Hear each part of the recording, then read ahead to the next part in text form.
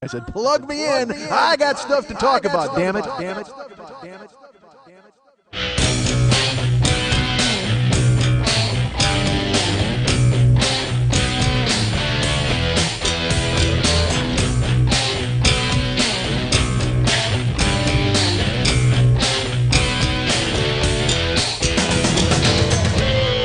I'll crawl out of my earbuds once a week to give you a show. That's what I do, folks.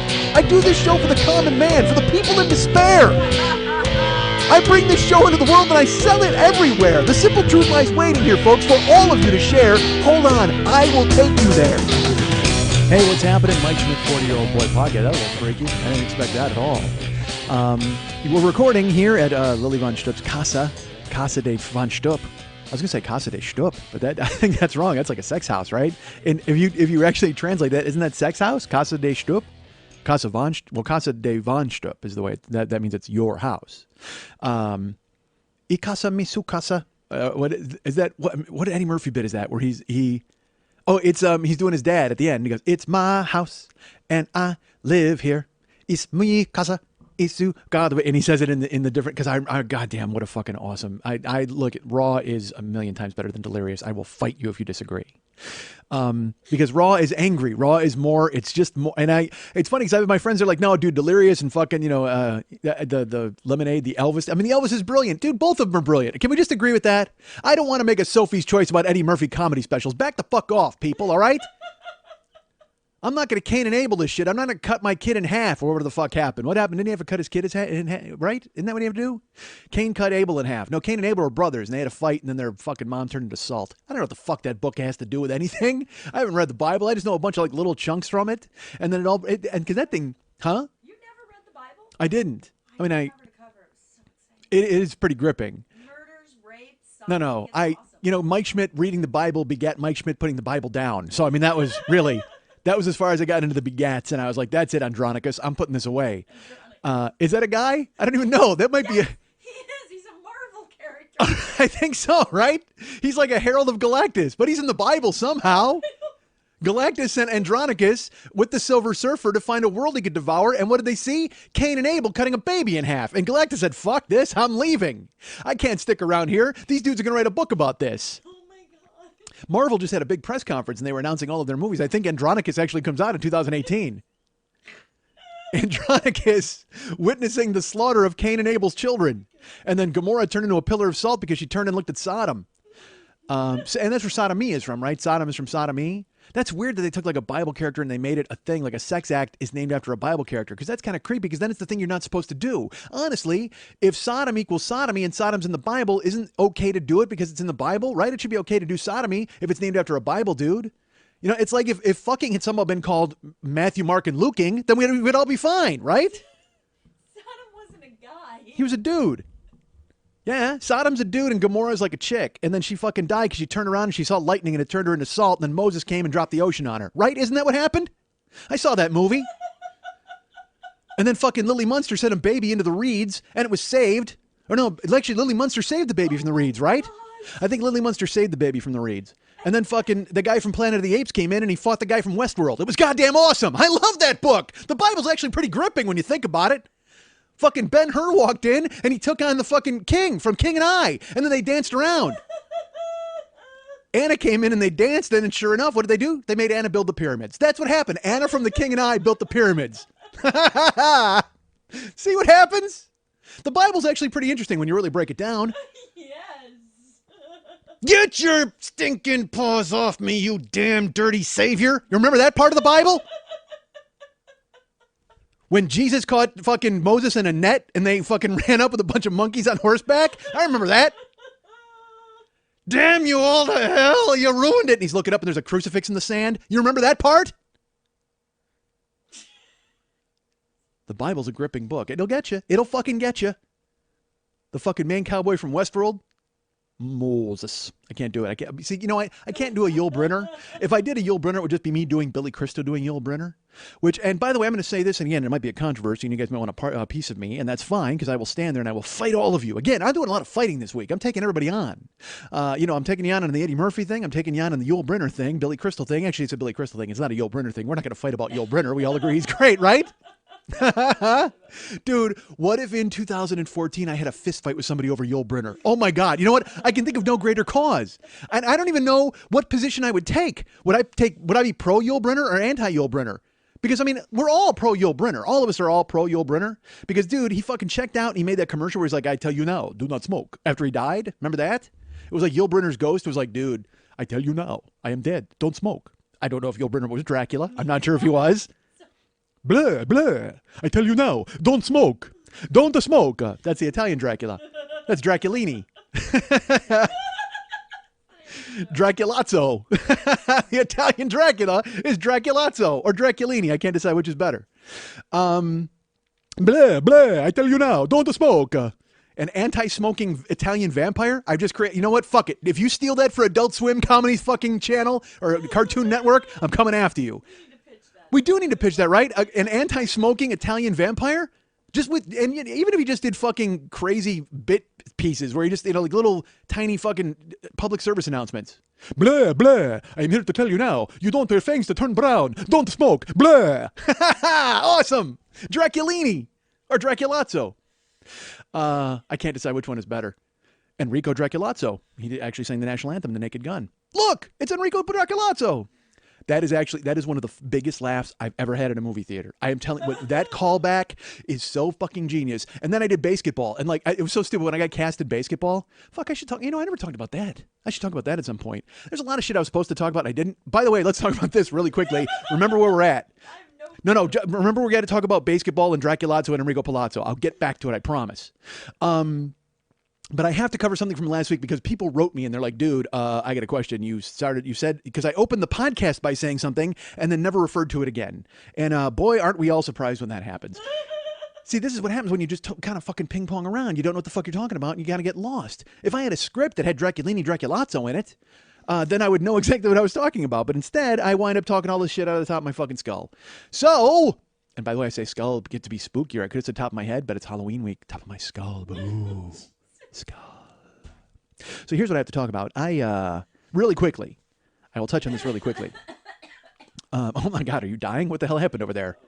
Do you have a bone in your throat? Oh, more scary because bones and skeletons. It's Halloween. It's Halloween week. You have a coffin. You're a coffin.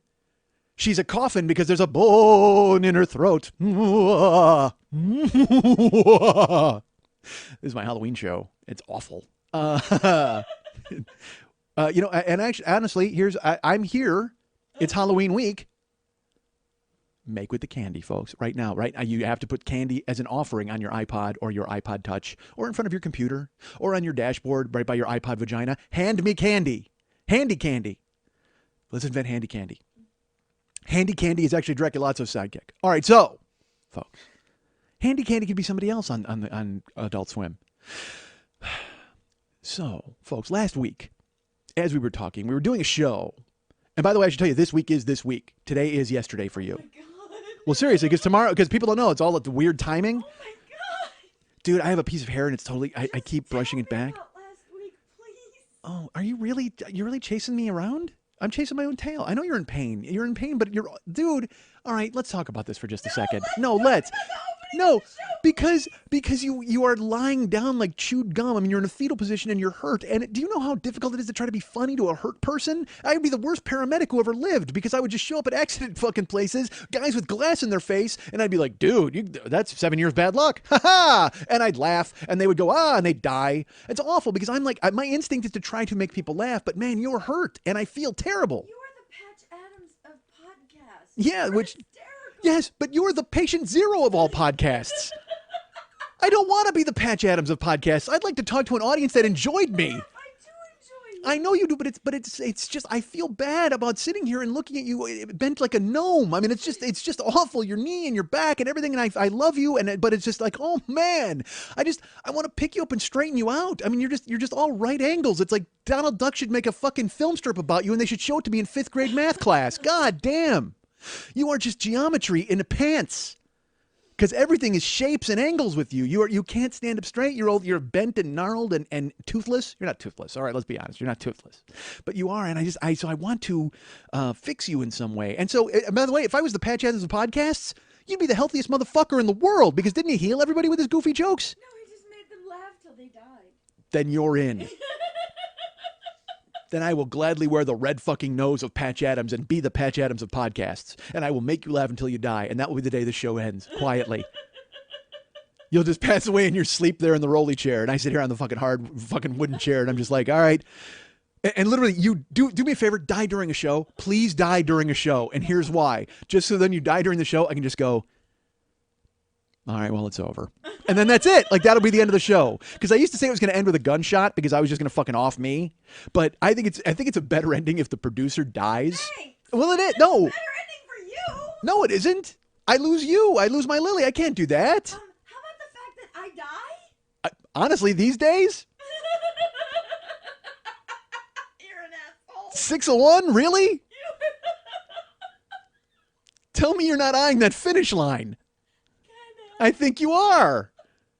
So don't even pretend like that's like the ultimate horrible fucking solution. No, are you kidding me? That's actually a great ending to this podcast. All right. One of us has to die. That's how invested we are in this. Literally, it's like, because like if you were watching Friends and they all died in a plane crash, you'd be like, "Fuck, that was awful." But if I'm like, we live in your ears, because Lily and I totally live in your ears. I'm on the right ear and Lily's in the left ear, and you're just fucking totally with us for 7 years, 8 years, 9 years, and then finally, like Lily, just you hear like you literally, I'm just talking. All of a sudden, I'm talking, and then I just kind of beat. I stop. You're laughing, and then all of a sudden, you just hear.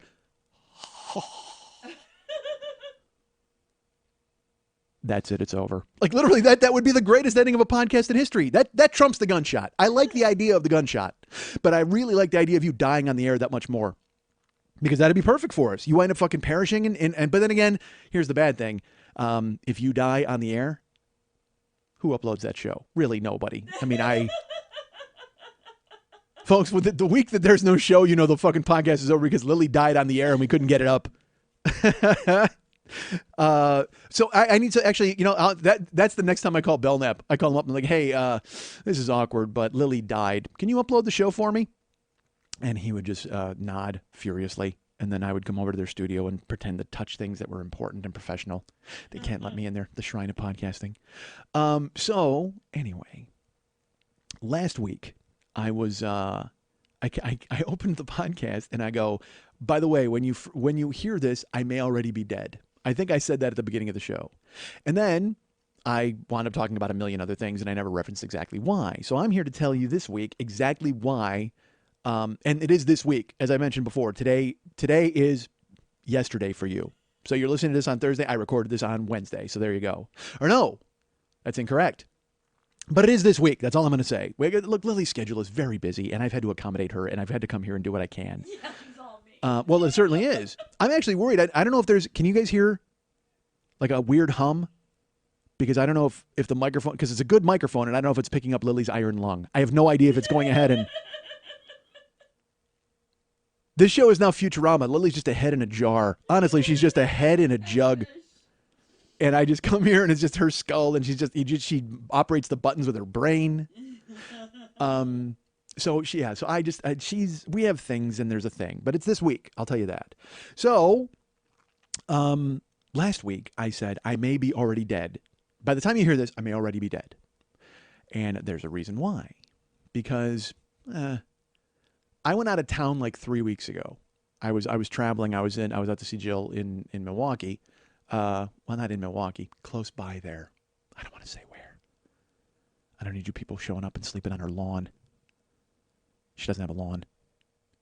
I mowed that lawn. That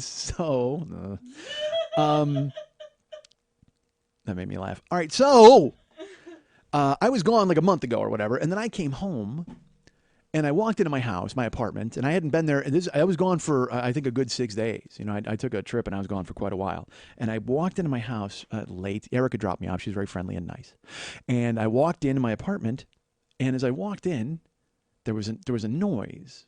Now, my apartment is, you know, it's a divorced guy's apartment. It's just fucking quiet, unless Jill's there to make it happy. It's just fucking silent, except for the sound of Joe Friday telling me about the facts and just the facts, ma'am.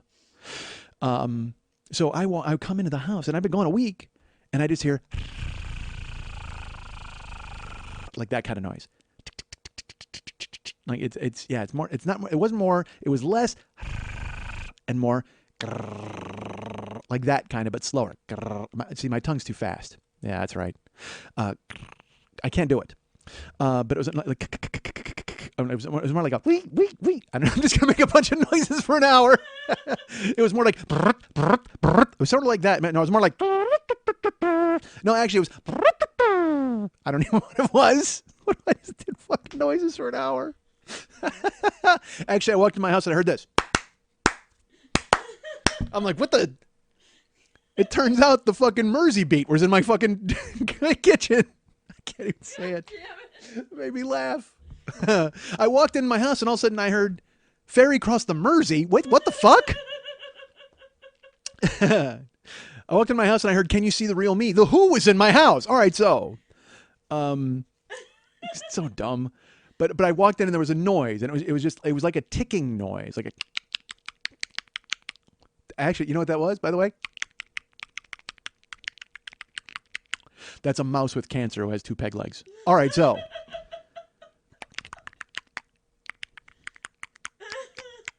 That's why 2 peg legs? What are the other? And what's he wearing? Tap shoes on the other 2 legs? That's a mouse with 4 peg legs. All right, can we get that straight? Why would you ever give your mouse 4 peg legs? I don't give him 1. If my mouse gets cancer and he gets 1 bad leg, out, done. I'm sorry, put him to sleep. I can't save that mouse. There's plenty of other mice in the sea. Plenty of other mice with the big C. I'll tell you that. Looks like my mouse got the big C, and I gotta get rid of them. Plenty of other mice who don't have the big C. Are you okay? Jesus, you almost fell. That's what you need to do is fall down. I do. Oh my God. It literally, that's all you're waiting for. If you fell down, you would shatter like a plate. Everything inside of you is just this. You know who you are? You're dude, you know who you are? You're Mick Mars. That's who you are. That doesn't mean anything to you, but Mick Mars is in Motley Crue and his bones are fusing together. He's got like that alkaloid syphenoid disease or whatever the fuck it is. And so he's becoming a human statue. That's literally, that's what Mick Mars is doing. And you're following right in his footsteps. Good. So eventually I'm going to have to replace you with the John Corabi. He's going to have to come in here and do my podcast. Actually, he replaced Vince Neil. I get it. Fuck you, crew heads. So why am I mad at crew heads? Because they just shouted at me. They're just like, actually, it's better that they're shouting at me than shouting at the devil. I'll be truly honest with you. How'd they take time out from shouting at the devil to shout at me there? The only way to do that is to fuck up the Mick Mars, Vince Neil, John Corabi switcheroo. That's it. If you fuck that up, they stop shouting at the devil and they immediately shout at you. They want to shout at the podcaster. He's a bloodstain on the stage. I could probably do a Vince Neil. I could bust out a Vince Neil if I wanted. All right. What the hell was that? What were we talking about? You have a mouse in your house when you came home. It's a mouse with cancer and 4 peg legs. I can't save him. I can't. I let him go. I don't care how attached I am to that mouse. And well, actually, no, that's a mouse with 2 peg legs that would talk. That's Mickey Mouse if he had cancer. He'd have 2 peg legs. Yeah. But I got to let that mouse go. If my mouse gets cancer, he's dead. He's done. Plenty of other mouse without the big C. God damn it, I'm awesome. Really, I'm really good at this. I mean, it's just stupid, right? So I walk in my house and there's this noise. And it's like a grinding and a ticking at the same time. And I don't recognize that at all. And I've been gone like 7 days. And I should tell you this. Before I left, I put a note in my my manager's box. And because my drains are all kind of fucked up, and they haven't been in a long. Dude, I've lived in my apartment for 17 years, and it's almost exactly 17 years because I got here October 29th of 97, so we're just about. Well, when does this go up? The 30th. Holy fuck! Yeah, if you know what, huh? Does it goes up the 29th. This is the 17-year anniversary of me being in California for the second time. I was in California earlier. And the date on that was, actually, I do know that. September 27th, 1986 is the first time I moved here. I remember because it's Mike Schmidt's birthday, the baseball player. And I remember it because it was the day that there was a big Oklahoma football played against the University of Miami, and Brian Bosworth was on Oklahoma. It was a big number 1 versus number 2 showdown. I don't even know why the fuck it's in my brain, but it is.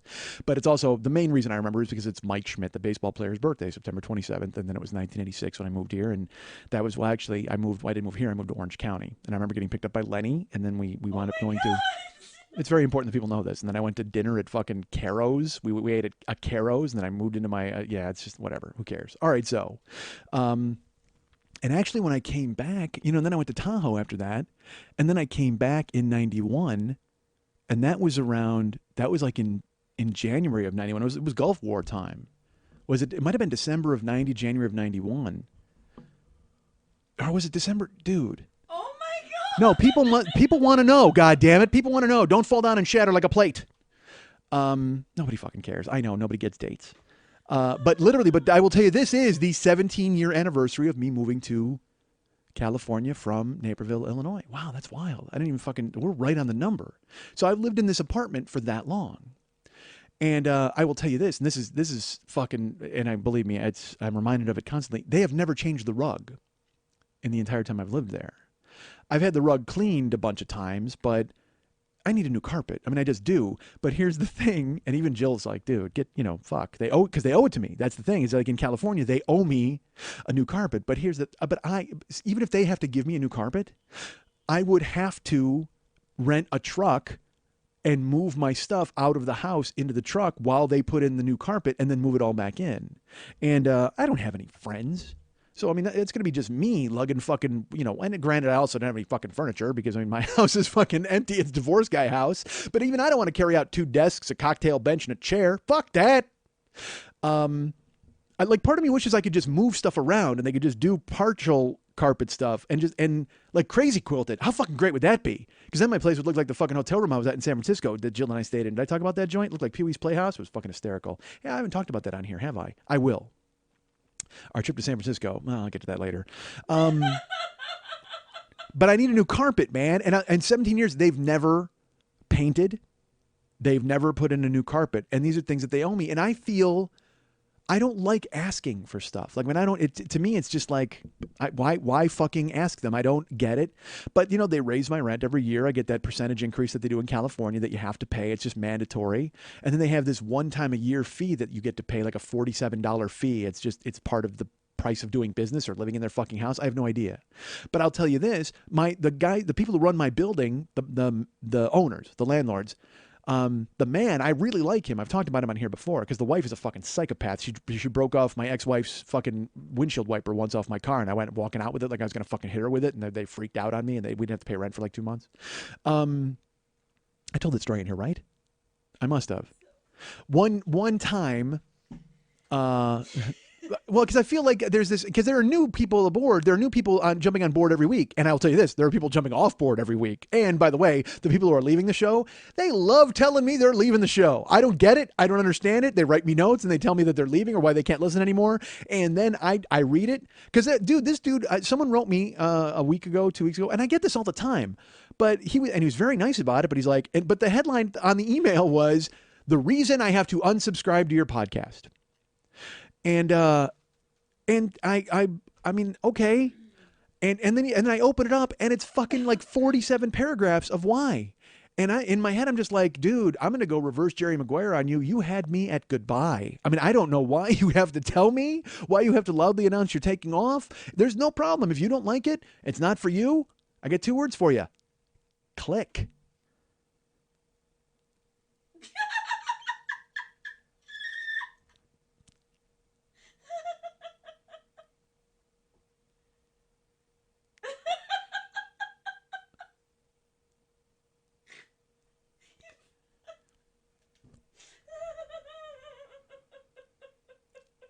That was one word, wasn't it? Damn it.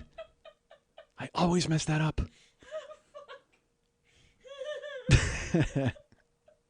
So, I don't, if you're leaving, leave. And if you're staying, write me a note that tells me why you're staying. I want to hear it.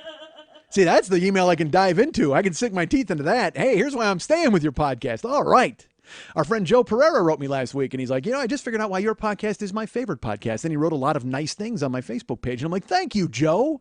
By the way, I'm saying that now. I didn't write it to Joe on the page because that would just be fucking arrogant and responsible and nice to let a guy who says nice words that you know that you care about him or you care about what he said.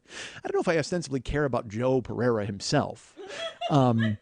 I mean, although he is the one guy who likes me and who verbalized that fact. So maybe I do say that I like Joe Pereira. You know what? I'm going to go this far. I love Joe Pereira. How's that grab you, Joe? I love you, man. Wow, that seems weird. I love a Joe Pereira. All right, so we should call the show that. I love a Joe Pereira, just because then other listeners will write me nice things. So then they think every week we'll name the show I love. What if we did that? Dude, that's what we're doing in year 8. First of all, if we're having a fucking year 8, we are going to name every episode, I love that. I'll say a listener's name. I love this person. And that will be the name of the show that week. I love this person. I love this person. That'll be, I like it. Why don't you like it? Because you like, oh, you know why? Because you really like intensely listening to the show and hunting for a good name, don't you? Oh, God, yeah. It's your favorite thing in the world. Could you do more mouse with cancer? What is this? I just picture you motionless in your MRI machine every morning as the radiation waves flow through your body and the nausea surges up to the top of your throat and you're thinking, oh, I got to think of a perfect name for this week's show.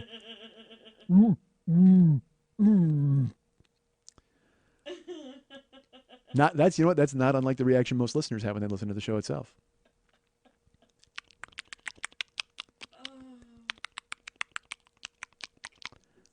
Mouse with cancer. 2 peg legs. You can't put a peg leg on a mouse. That's just cruel. It's like whenever you ever see those fucking dogs who have a wheelbarrow tied to their ass? I'm being honest. You ever see those people who are like, oh, dude, my dog, he's totally like sick, so he has a wheelbarrow and like his 2 front legs work and then he has to drag his ass around. And it's just like, dude, just do that dog a favor and pitch him into the surf or do something. You know what I mean? Honestly. Just because that's an exciting death for a dog. Nobody wants to go in and die with a needle on a fucking stretcher. Fucking send him out to try to dog paddle. Because that's the thing. They named a swim after him. If his back legs don't work, throw him in the water and he fucking dog paddles to the shore. And if he does, that's a dog you keep forever. Then pamper that dog. Dogs should always have some sort of Olympic type test to see if we can let them remain alive. Because conversely, if there were more dogs than us, they would get together in packs and just eat us. They wouldn't even throw us in the surf. They would just fucking hunt us down and chew us up. They would cut you up.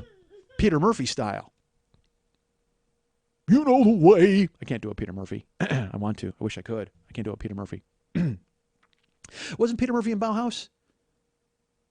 Isn't he the Bela Lugosi's dead lyricist? He's the guy who sings it, right? Bela Lugosi's dead. I'm dead. I'm dead. I'm dead. Well, which is it? You're dead or Bela Lugosi's dead? Are you Bela Lugosi in the song? I don't know all the lyrics. All right. You know the way. Every time I hear like Peter Murphy, any song, I think of the TV show Millennium. Do you remember the show Millennium? Starred Lance Henriksen. And it was one of those things where like every week there was some creepy murderer who did something weird. And they, they would be pursuing this killer and then they would catch him and they'd be like, we never found his last victim. And then the mail would come and it would be a skin envelope. You know what I mean? It was like one of those weird fucking things. Always there was some crazy twist. Yeah, I'm serious. Like one time he was chasing this dude and at the end of the show, he was like, they couldn't find the guy's victim, so they couldn't hang anything on him, but it turned out, so the guy was a farmer. And then at the end, like Lance Henriksen is essentially, and it was this heavy handed, but it was also a cool reveal. Like he's in like the pig pen and he's kind of got his, like, he's thinking, and then he looks down and like, I think there's like a thumb, you know what I mean? And it turns out that the guy had been feeding people to the pigs forever. And then selling the pork. And it was like, and it's so funny because that in a TV show, that's a fucking cool ass story. And you're like, whoa, that's kind of a chilling story. And again, Halloween folks, ooh. But at the same time, if that happened in real life, there was a farmer who'd been feeding his pigs humans and then selling the meat at market and for years and had been like a successful, like what if Jimmy Dean did that? He does. Whoa, Halloween. I just heard the story of Jimmy Dean. He was on Unwrapped. Like they were talking about Jimmy Dean Sausage Dude. And they're like, hey, Jimmy Dean, he was a country singer and he was looking for ways to make more money. And he had a cousin who had like a pork farm. And he's like, yeah, I'll invest in this. And all of a sudden he's like a sausage baron. It's like he's the Abe Froman of Alabama. And I'm like, Jesus Christ. I love the fact that Jimmy Dean, a real sausage baron, is the fake sausage baron of Alabama. How does Abe Froman rank above Jimmy Dean? He doesn't. Jimmy Dean is above Abe Froman. I mean, not for name quality. Certainly you'd want to say Abe Froman, Sausage King of Chicago, rather than Jimmy Dean, Sausage Baron of Alabama, right? The Sausage Baron of Alabama, that just sounds stupid. That's Jimmy Dean. I think, he's in Tennessee, right? Didn't he? Because there was a package, there was a sausage called Tennessee Pride. And I remember being a kid once, and their fucking slogan was, take home a package of Tennessee Pride. And it was like a Tom Sawyer, Huck Finn, barefoot overalls, hobo knapsack kid. And he like sits down and he's like, yeah, eat this sausage. I mean, it's like, awful. And I remember I hated it because I was like, why should that kid's awful. Like, why would he know good sausage? Look at him. He doesn't even buy shoes. I mean, so stupid when I was a kid. All right, so.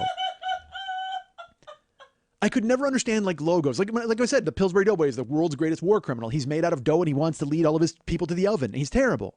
And it's like there was this thing called Underwood Deviled Ham. I remember being a kid. I was fucking 8 years old or whatever, and I saw the package on the shelf. And again, it's a devil, so it's Halloween. It's appropriate to talk about, folks. And they may still have it. Underwood Deviled Ham. Still one of the coolest looking devils ever. Like, I mean, he's not Tim Curry level, but he's still a neat looking devil because he was thin and lithe. He wasn't like a cartoony devil. He had that weird kind of like that, the mustache and the pointy beard. And he had a fucking pitchfork and a crazy forked, like a tail, like an arrow tail and hooves. And he's on that and he's like, eat me for lunch. Like he's that dude on the label, right? And it was Underwood Deviled Ham Spread. And even as a kid, because again, we're told, we read the book, we know that the devil is not good, right? From when we were reading about all of the stuff in that book.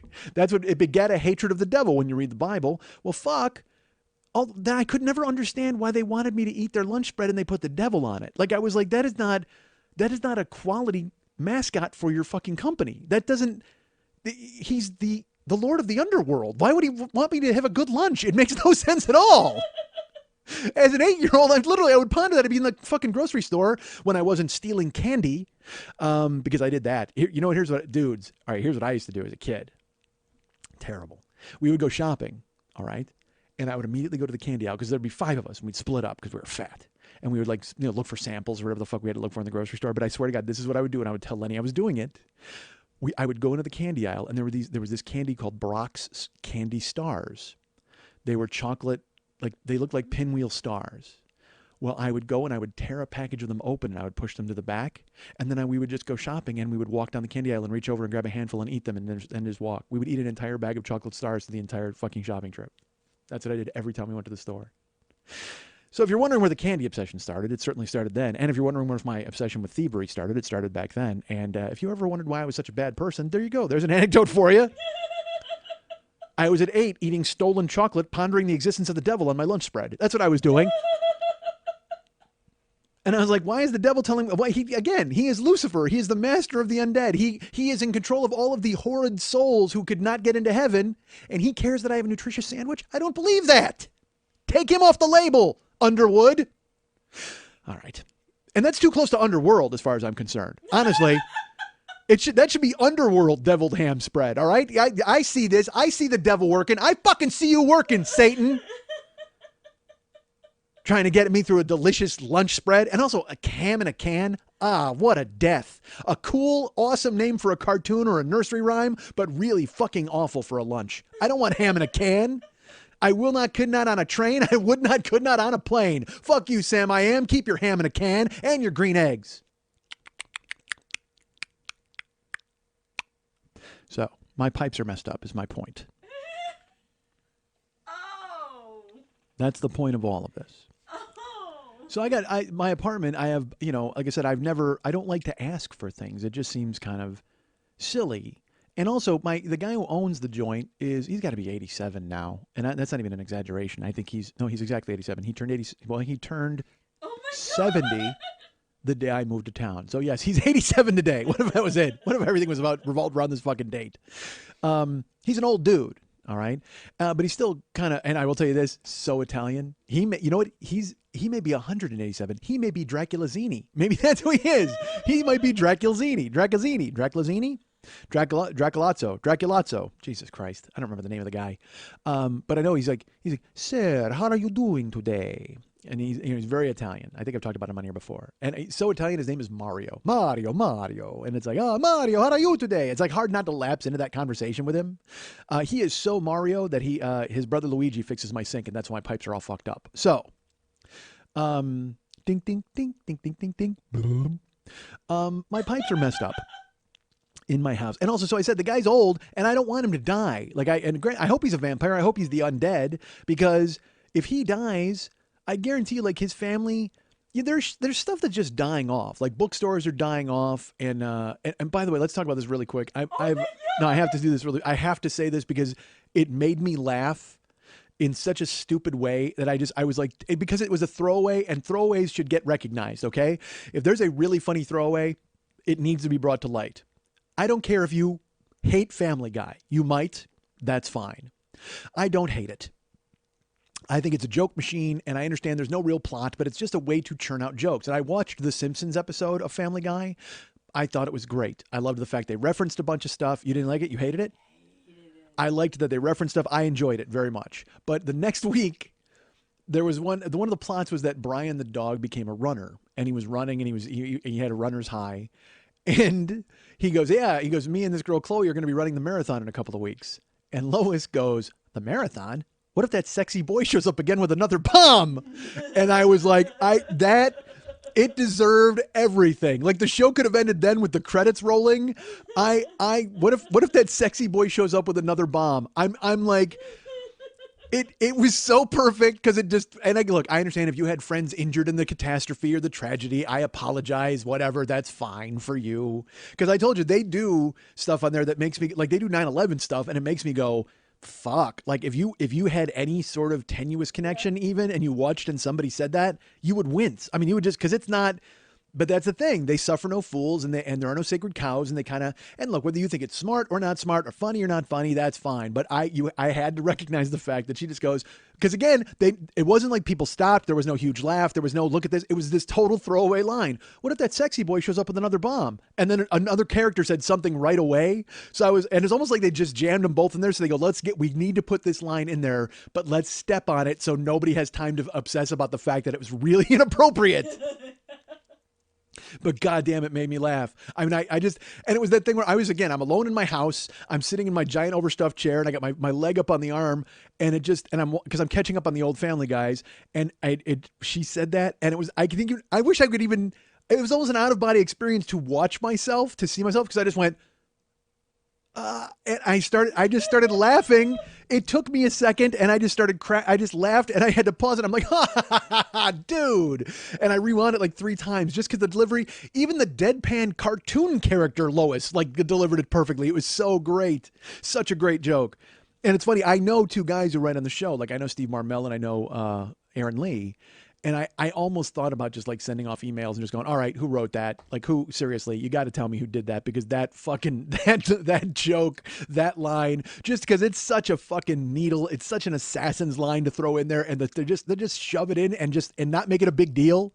It wasn't the focal point of anything. It was just throwaway jokes are so great. The marathon? What if that sexy boy shows up with another bomb? Oh, perfect. Made me laugh. All right, so to me, I felt like I needed to acknowledge that. Why? I don't know. It's funny. It's like, I used to be, I'm friends with a guy named T-Shawn Shannon. Okay. And T-Shawn he's written on a million different shows. He was a writer on Saturday Night Live, and we were going to have our fantasy baseball draft one weekend. And it happened to be the weekend that the cowbell sketch ran. The fucking, we're all going to be wearing gold-plated diapers. Fucking, you know what it is, Christopher Walken, and God damn it, I would be doing a disservice if I didn't play the hell out of this thing. All right, the cowbell sketch. So then T-Shawn calls, because he's obviously in New York, and we do the draft in California, and he calls up and he's like, hey, he's on speakerphone, and it was like, there was this, and I fucking finally, like 9 of us go, hey, T-Shawn, what's happening? He goes, yeah, and we go, who wrote the cowbell sketch? Like, we had to know. And he's like, oh yeah, that's Adam and Will, and we're just like, oh, okay, dude, it was, and I haven't watched Saturday Night Live, I think, in probably 4 years. Well, I'm watching it Saturday. Chris Rock and Prince. Are you fucking kidding me? Yeah. Dude, Prince in the building. That's it. Look, I like Chris Rock. And I'm mad I missed it last week. Fucking Jim Carrey was on. I should have fucking checked it out. And I guess there's stuff online that I can watch, but I will be honest with you. I saw the commercials for Dumb and Dumber 2. Do you know how funny Dumb and Dumber is? Do you know how funny Dumb and Dumber? It is fucking hysterical. There are parts in that I think I actually saw it at the movies with Mex, and we were just like, oh my God. I mean, it was so funny. Dude, when he's trying on the tuxedos and he hits him, and then when they come into the party, he hits him with the cane, fucking just brilliant, brilliant. I saw the commercials for Dumb and Dumber 2. I've seen 2 different commercials. Oh man, I mean, it's going to be really awful, right? It's going to be terrible. Because they've just repeated every single joke. It's like Wayne's World 2, where they took the formula and just rewrote the first movie. Because I can even tell there's a scene where Jim Carrey's in like a superhero outfit. You're like, well, this will be the fantasy sequence when he pulls the guy's heart out at the restaurant. It's like, it's all the same stuff. And I'm hoping that they're putting that familiar stuff like in the trailer. And then when you get there, they'll totally kind of screw with you and give you something. Because the whole point of it was them being stupid to one another. I will admit the cell phone thing was stupid on the commercial, and it made me go, that would be kind of funny if I saw it in the movie. But it's not enough to carry the trailer. And then oh, dude, it's going to be bad, right? It's going to be bad.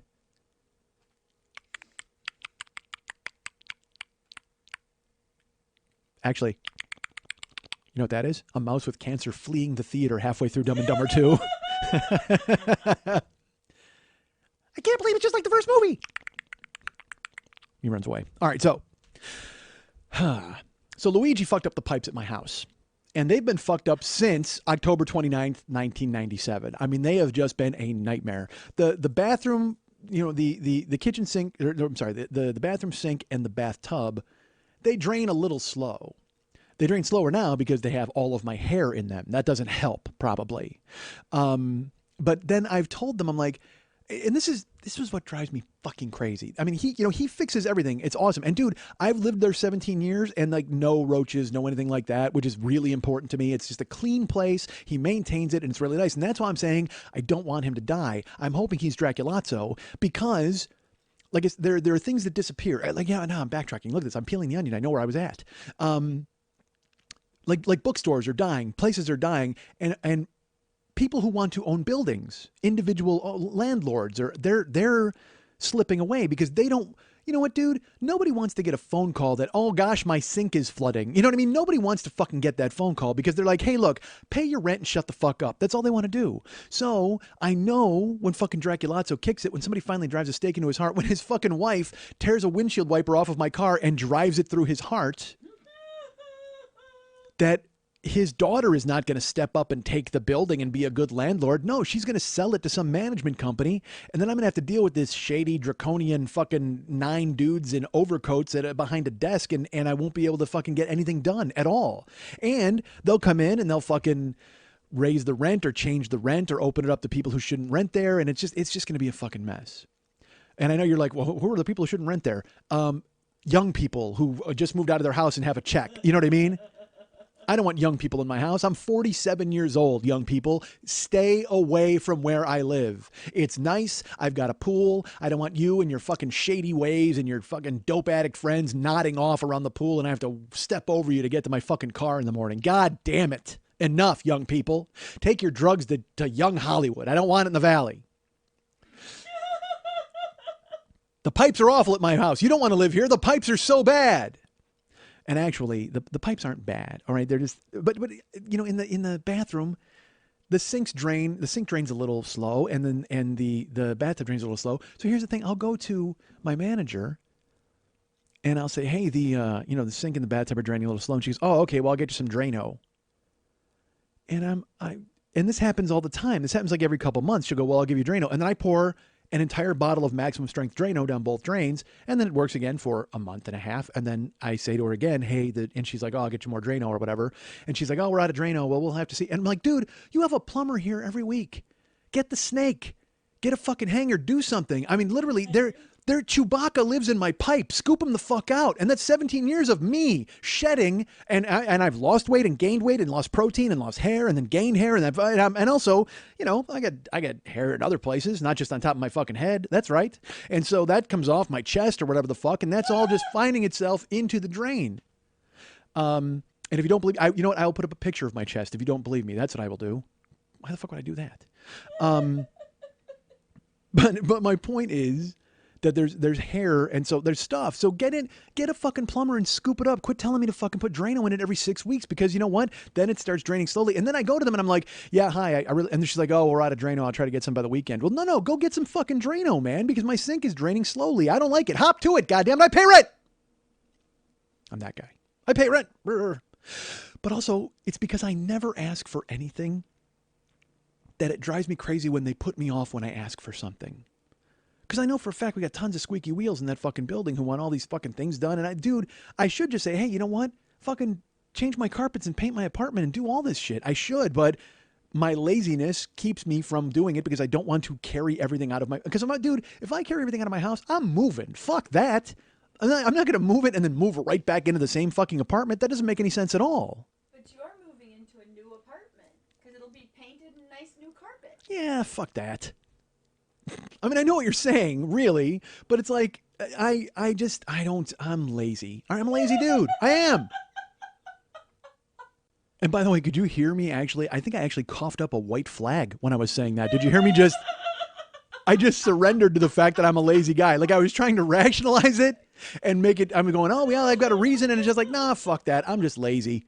I am, man. I work fucking 12 hours. I come home, I sit in a chair, and I watch Unwrapped. I watch them make Milky Way bars, and then I fall asleep in the chair because I don't want to sleep in the bed. All right. So, I should move the stuff out. I should get new carpet. I should get it painted. Jill says the same thing, and I get that. It's right. I should, but I just don't.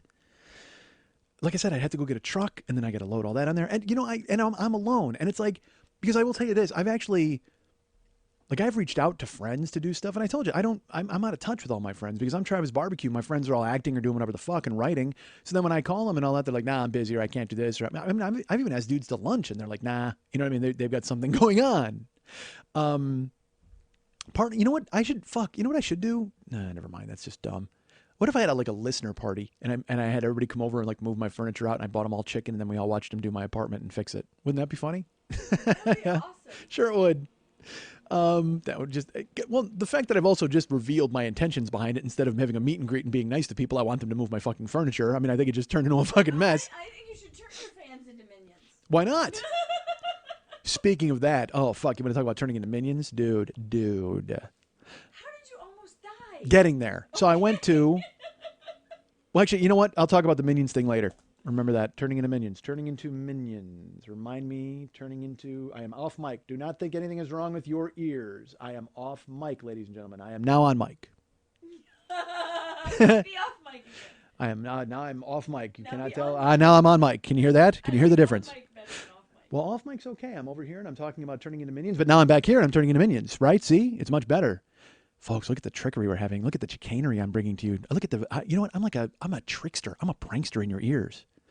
I'm an original gangster. I'm an original, you know what? I'm not a wankster. I'll tell you that. Maybe I'm an original gangster. That's what Ice-T would say.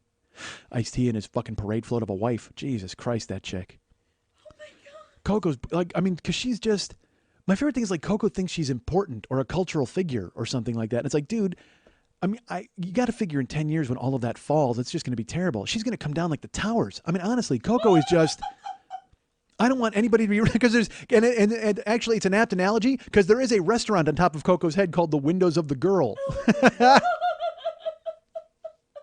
Did I learn nothing from last week's show? Nope. Joe Pereira.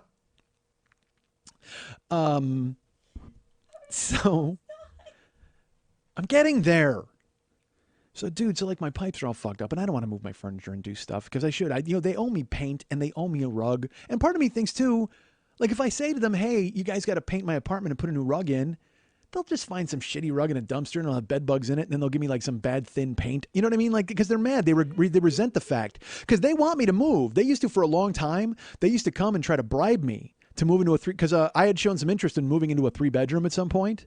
And I'm like, dude, I would totally like to move into a 3-bedroom apartment. They're like, well, one's open, we'll tell you. Well, then when that was when I was writing on shows. Well, then a 3-bedroom comes available and I'm no longer writing on a show. And they're like, dude, you should totally move into this 3-bedroom because I will tell you, the rent I'm paying is ridiculous. I'm very lucky I live where I live because otherwise I may be on a park bench somewhere because it is still affordable for me even after 17 years. If I told you, let's put it this way, if I told you what my rent was, you would You may climb through your iPod vagina and throttle me and tell me to shut the fuck up and stop complaining. So because I'm a little, that's why I'm a little weirded out even just with the rent that I paid that I would ask for a carpet and paint. It just seems like they would want to fight me or something. There would be a big thing and I'd have to call the labor board. I don't know why I'm calling them. Perhaps I got to call the rent control board. I don't know who I'm calling. I'll call the labor board, get some laborers out here and they'll be bored. They will certainly be bored. So I try not to be that guy who tries to get stuff done. But I will tell you this, my sink in the kitchen is the real problem. And every time I go to them, and this is part of who I am as a person, every time I have to say something, I have to try to qualify it with, I'm not a bad person. I'm not a bad guy. I didn't do anything. Like, I'm just Bart Simpson. I didn't do it. My kitchen sink has been messed up since the day we fucking moved in. It just happens to be right above the confluence of pipes for the upstairs and the downstairs. So sometimes if people upstairs, like, flush their toilet or run the shower and some other people are draining their sinks, it'll back up into my sink. It doesn't happen a lot. It'll happen like maybe 3 times a year. But I mean, it has happened where I've come home and there's black sludge in my sink, like in both sinks in the kitchen. And I don't cook. I don't do anything in the house that I use the sinks. So I have to go to them and I go, look, I mean, I've had occasions where I've been in my house and I've heard my sink start filling and I've had to run with pots and pans, bailing out the sinks and dumping it out into the bathtub and running back for 5-6 minutes as water just kept coming into my sinks to make sure it didn't overflow over to the counter and the floors and all that shit. So I'd be scooping it out, finding buckets, doing what I could. And thankfully that wasn't black sludge. If that was black sludge, I'd just fucking murder everybody because I'm not putting my hands in black sludge. I think we all know me. I'm fastidious. I'm fucking Felix Unger. Certainly I'm not doing that fucking stuff. But I've had black sludge come bubbling up into my kitchen and just staring at it and going, I don't know what the fuck's going to happen. I'll run to get my manager. I go, dude, look. And I go, I didn't do anything. So it just so happened that my garbage disposal stopped working. I never use it. But then the other day I went to turn it on and it made a snap noise instead of a fucking grind noise. And so before I went out of town, I put a note in my manager's box. And again, I feel so stupid about it that it's just such a weird request. I wrote it like a will. I mean, it's so dumb. It was literally like, I, Michael Schmidt, do bequeath you the permission to go into my apartment and go ahead and fix my sink and my bathtub and place the kitchen sink and the garbage disposal. And it's this long, it was on parchment. I scrolled it up. I sealed it with my wax and my crest and I put it in their fucking box. So I gave them permission to come into my house and fix it. Because I will tell you this, every time I tell my manager, hey man, the kitchen sink's messed up. And she's like, well, I don't know what you're doing in there. And I'm like, I'm not doing a fucking thing. I don't cook. I don't run the fucking sink at all. I mean, I'll heat something in the microwave and wash a dish. That's it. I use fucking spoons for fucking yogurt. That's all. And I wash them off in my sink and I put them right on a towel. There's not dishes sitting here. It's not a mess. My house is not a mess. I'm not a monster. And that's where I take it. Instead of just going, I didn't do anything. Fix my sink. But I internalize and get angry that I would even be questioned by these fucking people. So I wrote this long note, and again I put it on a scroll, and I had it delivered by a serf, and he put it in the box, and then I went out of town. I came back after 10 days or whatever, 9 days, 4 days. I didn't leave. None of this really happened. And I walked into my house. And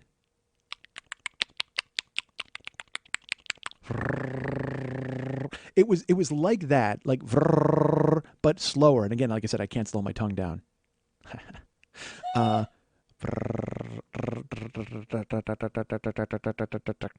was dudes. And I went into I couldn't figure out where it was coming from. So I walked and I followed my ears. Very, very much like Toucan Sam.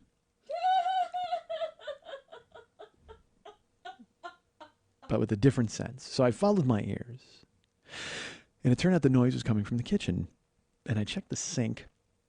Because I knew I had asked them to fix the sink. It wasn't the sink, but I could hear it. And I pulled over and the sound was coming from my stove.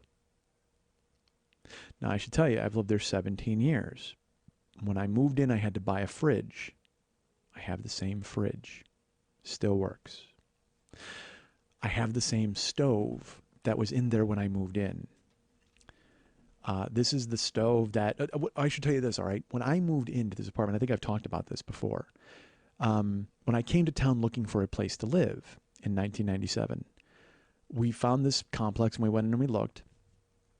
And this apartment had just opened up.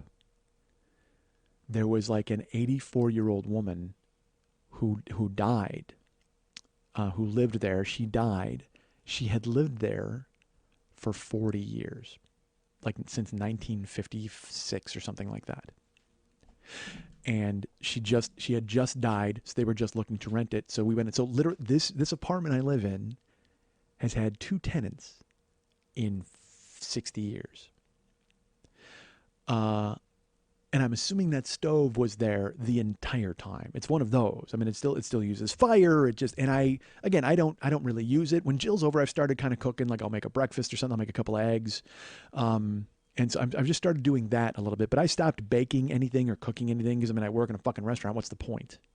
So, the stove making a noise, a little disconcerting. Because I haven't fucking touched the thing in easily 3 months.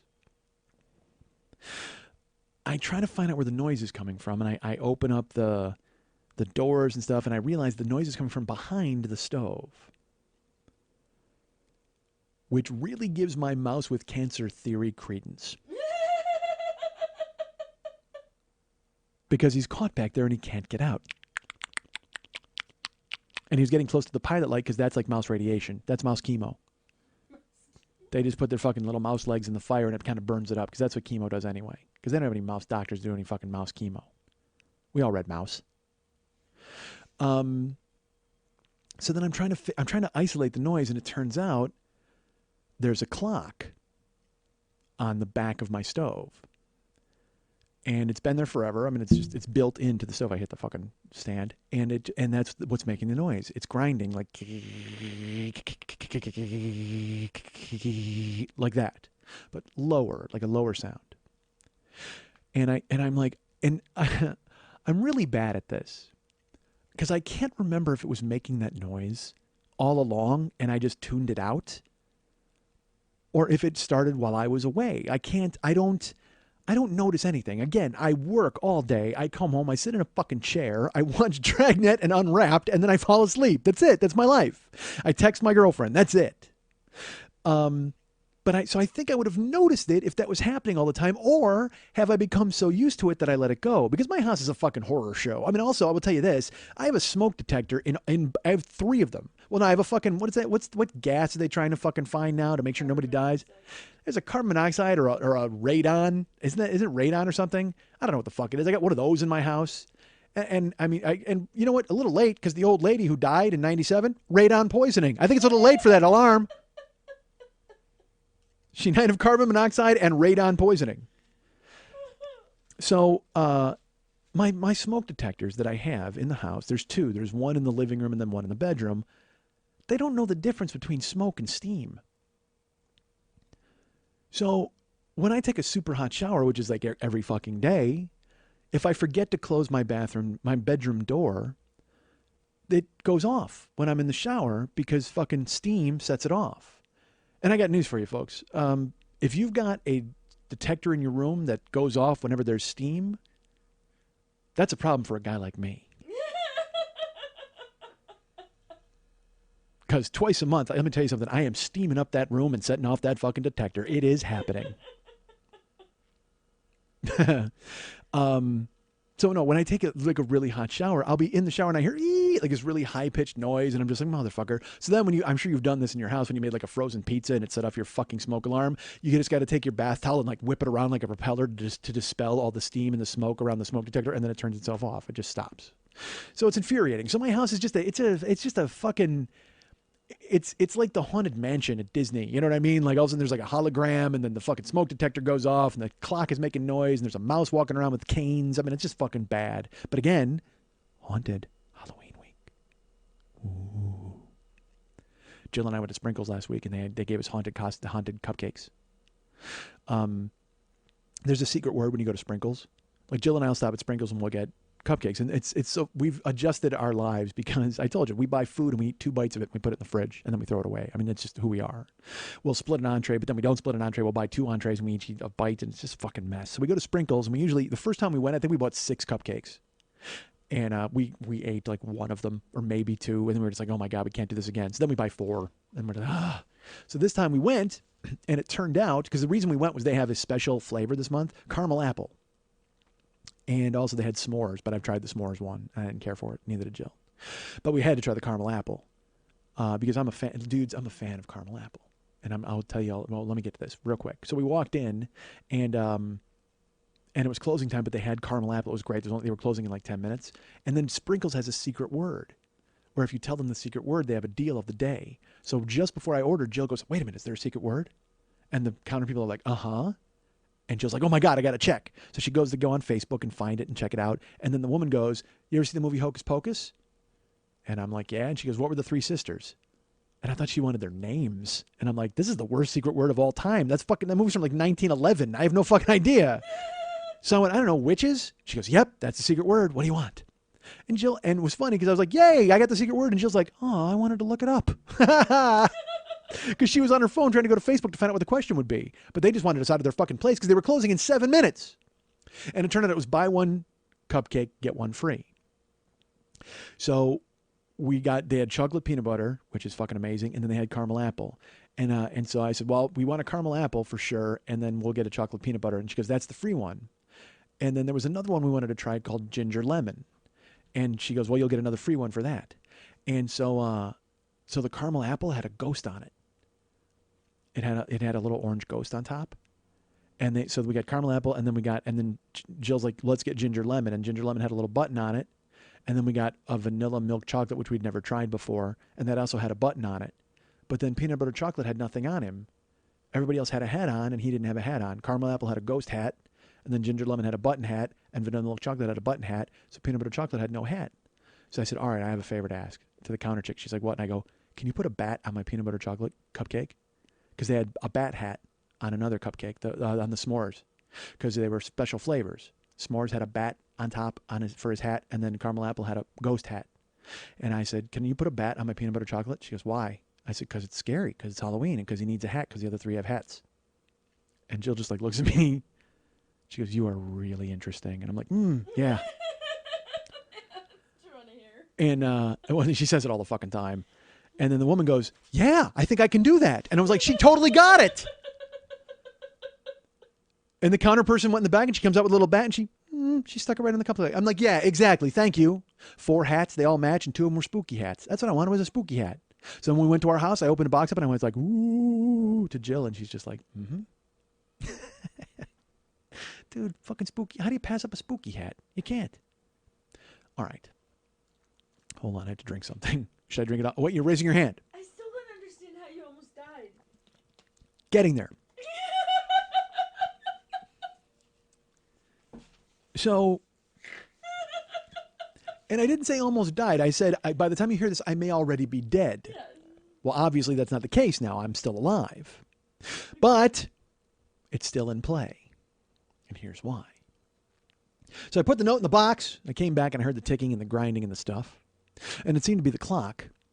And again, this stove's been there fucking forever. It's been there since I've lived there. So that's 17 years for a stove, 17 years for a fridge. I mean, it's time, man. It's time for an overhaul of fucking everything. I should just take my stuff out and go, "Hey, dude, builds a new apartment." Really, a new stove, and maybe you tear up the floor there and you do that. I mean, because it's just a way station. I'm just there between flights to my girlfriend. You know what I mean? And that's how I want it to be until she fucking moves out here, and then we can make it our place. And I've talked to her. I'm like, "Well, are we going to move somewhere else or move closer to the beach or whatever?" But I like where I live. It's got a pool. It's fucking quiet until all the young heroin addicts move in that I talked about, and they're lining up. So anyway, I hear this grinding and this ticking. I don't know what the fuck it is, and it's also late. I got home late at night, so I can't do anything about it. And also, I'm a little fucking weird because I think maybe it was doing that, and I just kind of tuned it out. Like, you know how you get a drippy faucet and you just finally stop hearing it? So I said, all right, well, I don't know what the fuck this is. So I went to bed. I got up the next day, and I had to go to work. I worked a double. And I just existed with it. I didn't report it. I didn't say anything. I just let it grind and let it tick and I didn't care. And kept grinding and ticking all night. It was grinding when I came home. It was grinding when I left for work. And it would change in volume. It would be like, like a clock that was ticking too quickly or something. And I couldn't, but it wasn't, I didn't know what to do about it. But I also didn't report it because I'm a weirdo and I didn't want to go, hey, there's a ticking in my fucking stove. I mean, even though I guess I should have. So the reason last week I said by the time you hear this I may already be dead is because finally I got tired of it. And I'm like, well, it's grinding and ticking. I should really report this. And I was on the phone talking to Geico. And that's a completely other story that I may get to today. I was talking to them. Was it Geico I was talking to? No, it was DirecTV. Because they fucked up my bill. So I'm on the phone with them. And as I'm talking to them, the stove goes bananas. The becomes with a high and then a high pitched noise like I mean like a jackhammer. Like it was, you know what? It was like somebody took a jackhammer to a mouse with cancer. It was like they were just like and he's like It was like somebody took a jackhammer to Nicki Minaj. That's what it fucking sounded like. It was just like this crazy fucking high pitched. Oh, it was so bad. And I'm on the phone with DirecTV, and literally we're talking about this fucking billing bullshit that they're going through. And she's like, well, sir, what is that noise? And I go, hold on, my stove is about to explode. Hold on 1 second. And I have my Bluetooth in, so I grabbed the phone and I ran out. And it was a Saturday afternoon. I sprinted out of my house and I'm like, hey, somebody. And I went down to the manager's office, their apartment, and I pounded on the door and they're not in. It's only like 1 o'clock on a Saturday afternoon. It's not, I mean, maybe they're not working or maybe they're out, but they're out a lot because it's a couple and they have a son. So they'll take him to school or they'll take him to functions and stuff like that. So sometimes they're just not there. And they'll have a note, if there's an emergency, call us. And I wanted to go, I think this is kind of an emergency because the fucking whole place is about to get leveled. So I'm pounding on her door and you can hear the fucking noise from 4 apartments away. You can hear it coming out of my house and they don't answer the door. And I'm pounding, and then so I go back into my house, and look, I'm mechanically inclined. I think we all know that about me. I'm good with my hands, and I'm good at fixing things. We all know that. So I walk in, and I try to deduce the problem, and I still got DirecTV on the line. I'm like, you got to hold on. I got to figure out what to do here. So I walk up to the stove, and it's loud, and it's ear-piercingly loud, like really loud jackhammer fucking noise, Nicki Minaj, and fuck. So I did exactly what anyone who's good with tools and who knows how to handle themselves around mechanical instruments would do. I just started punching the fuck out of my stove because that's the only thing I could think of. I'm just like, poof, poof, poof, because I'm trying to get it to be quiet. I guess I'm not even looking to fix it at that point. I'm just trying to get it to shut the fuck up. I just want it to stop making that noise. I don't know what it is. So I just start punching the clock. Which is not a euphemism for jerking off, but boy, shouldn't it be? And I'm fucking just wailing on it. And I punch it like 4 or 5 times. And then finally it just kind of goes, it slows down and then it decreases in volume and it just starts resuming making the other clicking noise. And so then DirecTV is just like, sir, are you okay? Because they just heard like a bunch of pounding. I can't even imagine what they were doing. Because all of a sudden, like, my stove's about to explode. Hey, I need help. Hey, anybody? I mean, it sounded like a crank call is what it sounded like. All of a sudden, like, you know when a telemarketer calls and fucking Jim Florentine pulls some bullshit on them? That's what it sounded like. So I had to calm her the fuck down. I literally started punching the phone. Calm down. Because that's the only thing I can do to fucking fix stuff. And, she throttles down, and we fixed my billing thing, which she didn't fix. I had to call a fucking week later because she's a fucking idiot. And then I'm in my house, and the weird clicking is there, and I have to go to work. In a couple hours, I wait. My managers never come home. And I went to work. And I got back from work, and then that Sunday, even though they were off, I saw her walking, and I said, look, I know you're off, but I came to your house yesterday, and you weren't there. I got to tell you something. My stove is making a noise.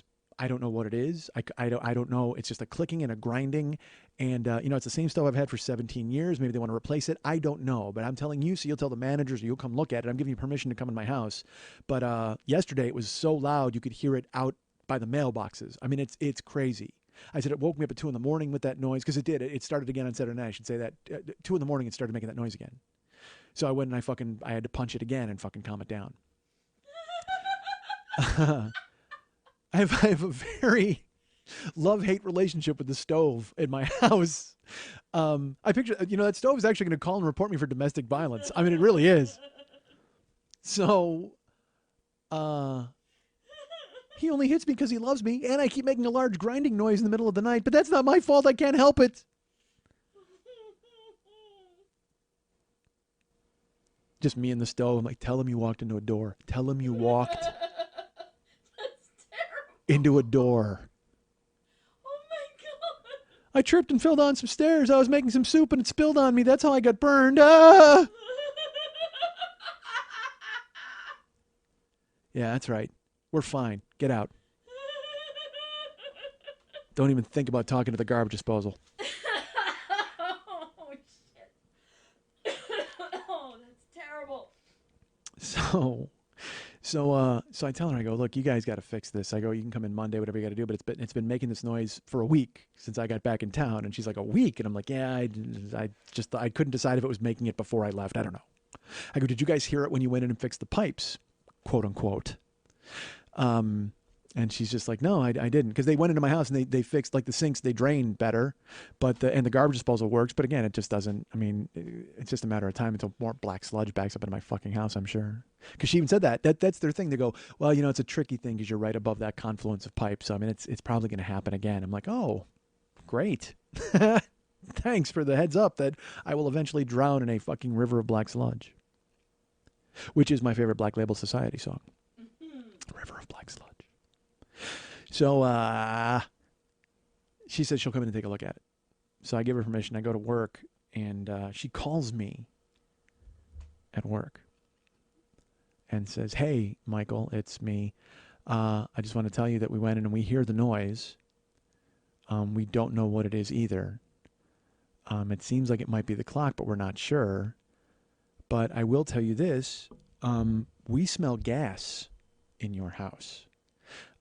We can smell it. We don't know if it's coming from the back or coming from the burners, but you need to call the gas company and have them come and take a look at that, because we don't do anything at all with the gas. So you're going to have to take care of that. And that was the voicemail. And I laughed out loud. And that's why I said I may already be dead by the time you hear this show, because that's probably like 10 days ago or whatever, or a week ago, a little over. Fuck you, I need to call the gas company. Why don't you call the gas company if you don't want the apartment building to fucking explode? Because I didn't do anything. I haven't touched anything. I don't know what the fuck is going on. I mean, yeah, I punched the fucking thing like 4 or 5 times to get it to shut up, but I didn't hit any pipes. And I don't smell gas in my house. I mean, I can sort of maybe, but I'm pretty good. I mean, I smell it. I mean, I've left the burner on before, and I've smelled it, and I've known what's happening. But it's not overwhelming if it's there. It might be a faint trace of it or whatever. And maybe that's why I'm falling asleep in a chair every goddamn night. I don't know. I'm not sure. But it's not on me to call the fucking gas company, right? I mean, I don't think you would. I mean, you know what? Just take the fucking stove out and put a new stove in and fucking fix the whole thing. And I guess maybe I'm being stubborn or I'm being a child because I don't want to be the one. And also, I work all the fucking time. I'm never there. So she's like, yeah, the gas company will have to come in and you'll have to be here for them. I'm like, fuck that. I'm not going to be here. I'm never here. I'm either traveling or I'm at fucking work. So if you're that worried about it, if you think you smell gas, how did you not call the gas company immediately? How did you not call the owner of the building? I'm not. So then she actually called me 2 days later. She's like, I just want to make sure you called the gas company. And I haven't even seen her to tell her, no, I haven't. I won't. I refuse. And I know it's being childish and probably stubborn. And I guess I'm supposed to be the one who calls. Maybe. Right? No. It's your stove and it's not your walls. I mean, right? I mean, I pay for the gas bill and that's fine and that's on me because they pay for the water and stuff and I pay the electric and the gas, but I mean, I have to call the gas company if I want the pilot light turned on for the heater. You know what I mean? If I want the heat to turn on for the winter. But I don't, to me, it just seems like just replace the entire stove. I haven't done anything. Just get it the fuck out of it. It's been at least 17 years since I had a new stove. Put a fucking new one in there. That's what I mean. It's their house. It's their thing. So part of me, I won't mind dying in a fireball to prove a point, folks. I think we know that about me. In fact, I can't wait for the opportunity. That's kind of what I'm hoping my entire life boils down to. Like, I want to be in the house and just hear tick, tick, I told you so, boom, and everything fucking goes up. And just a pile of bones and burning cinders and melted marrow and fucking flaming hair. And then I just get to look at everybody and shake my head and go, yeah, I fucking told you so. That's worth it. That's worth it to me. But I haven't called the gas company yet because I don't, it doesn't seem like that's something that's incumbent upon me because it's the fucking stove. It's not my gas leak. It's not anything I did. All of a sudden it just started happening with the fucking stove. So replace the fucking stove. Call the gas company. Take some responsibility here. You know what I should do? I should go to everybody else in the building and go, hey, I think there might be something wrong with my stove and someone smelled gas. So if someone here wants to call the gas company and take care of it, go ahead because the management company said that they won't. And watch how quickly those fucking people panic and go, oh my God, why aren't you doing something about this? Because it seems like you would want to do something about this. You have a small child who lives in the building. Wouldn't you not want it to fucking explode? I have nothing to lose at this point. I'm a divorced guy who delivers barbecue for a living who's about to file fucking bankruptcy. The only good thing I have is fucking 2,000 miles away. So you know what? If this whole thing goes up in flames, fine with me. Dare me. I am the last guy you want to say cross this line to because I will cross it on the fucking crest of a fireball and we're all going down. Or up in fucking flames, up in a goddamn fireball. And I can only hope you call the owner of the fucking building and tell him just before the explosion. So when he pulls up and we blow sky high and I'm 3,000 feet in the air with my hair on fire, I can look down and go, look, it's Enrico Draculazzo.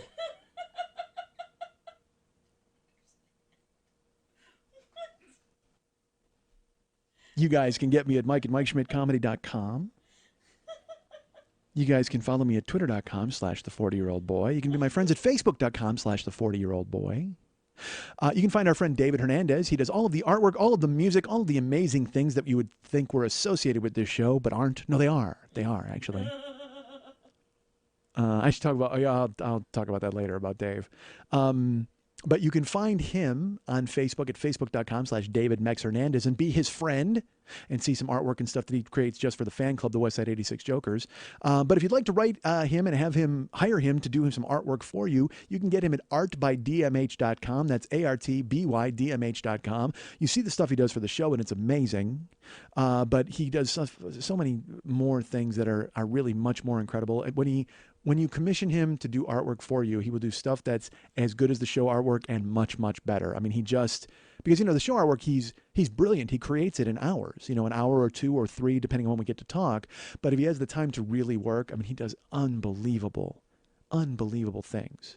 So go to artbydmh.com, ARTBYDMH.com, and you will see what he does and hire him to do things for you. Our friend Lily Von Stupp is the producer of this show. She is fantastic, and I'm a huge fan. You can find her at twitter.com/Lily Von Stupp, twitter.com/MNTs, and twitter.com/HollywoodBQFest. If you'd like to try to be her friend, you can go to facebook.com/Lily Von Stupp. Be prepared to wait. She's not a quick approver of friends or friendship. But if you'd like to write her a personal note and find out just how many positions she can squeeze herself into to try to stay comfortable during a podcast broadcast, you can write her at Lily at burlesque411.com. That's Lily, Lili, at burlesque411.com. You're listening to The 40-Year-Old Boy, and later it's What Was That? Join our intrepid band of ghost hunters every week as they bravely dive headfirst into the supernatural.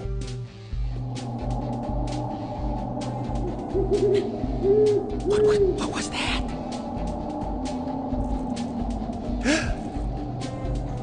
What was that? What was that? What was that? What was that? It's the podcast that goes bump in the night. What was that? On the Mike Schmidt Podcasting Network. What was that? Want to remind you folks about the Monday Night Teas every Monday night at the 3 Clubs on Vine at Santa Monica. Actually, I should say it in a spooky way. Santa Monica. Santa Monica. You know what? It probably sound a lot spookier off mic. Santa Monica. Santa Monica.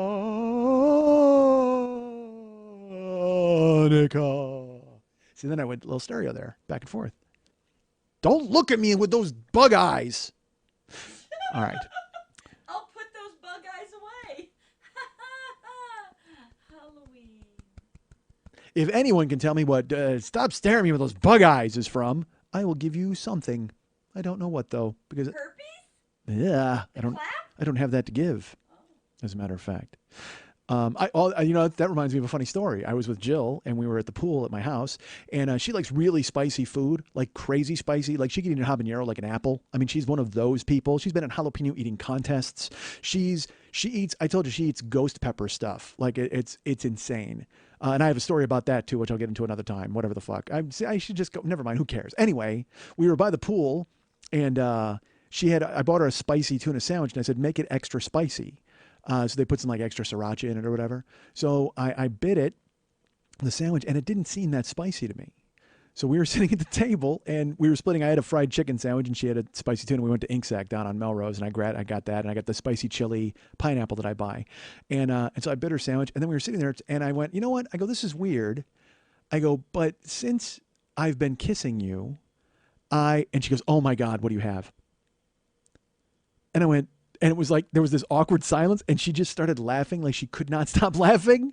And I just kind of like straightened an imaginary tie, and I go, I don't know. What should I have, Jill? What should I be worried about having? And she just started cracking up, and she couldn't stop laughing. She goes, I didn't mean it like that. She goes, you made it sound like you, because she had the flu the previous week, or she got sick. So I think she thought that I had like a tickle in my throat or a cough.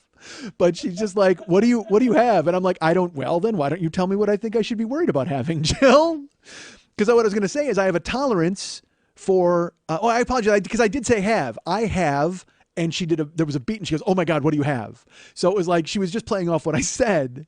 But I have a tolerance for hotter food. And I don't know if it's from kissing her. Somehow her taste buds have infected my taste buds. I don't know. I can't figure the fuck out. But I was trying to tell her, and she panicked. She goes, oh my God, what do you have? And I'm like, I don't know, dude. Why don't you tell me what I should be worried about having?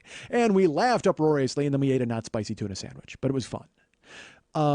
So Santa Monica Vine. That's not a scary word, Vine. But Santa Monica, that sounds like a total ghost, right? That sounds so ghostly. I think a stoner and his dog are going to come in and tackle me. Actually, they wouldn't. They would run away. They would get their friend with the cravat to drive a van over me. But still. But, that Monday Night Tease is a great show, and it happens every Monday night. And it's cool. You should go. I would go if I was you. Of course, I'm not you because I'm really cool. But the person I know who happens to really go to that show and goes all the time, whether you go or I go, doesn't matter. Rain or shine, this young lady's going to be there. Her friend, my friend, your friend, her name is Lily Von Stupp. Hi, Lily. Hi, Michael. Hi. Ooh. That's actually the sound my oven made. Ooh. Lily Von Stupp, how are you? Hi. Good. That reminds me of a joke. Can I tell it? I'd like to hear it. Do you know why ghosts aren't good liars? Don't know. You can see right through them. Oh, my God. I can make that joke a little better. Oh, please do. Do you know why ghosts are not good liars? Why? Because you can see right through them. Ooh. See? Look how much better that joke was. You can practically hear the walls of the tomb dripping with horrible blood and slime. Can I tell you another one so you can tell it too? Because I think it'll be funnier. Let's hear your joke. Okay.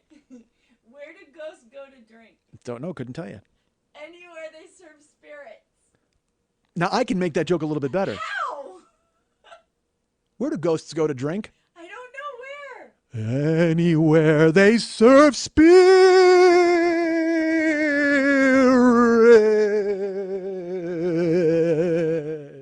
Ooh.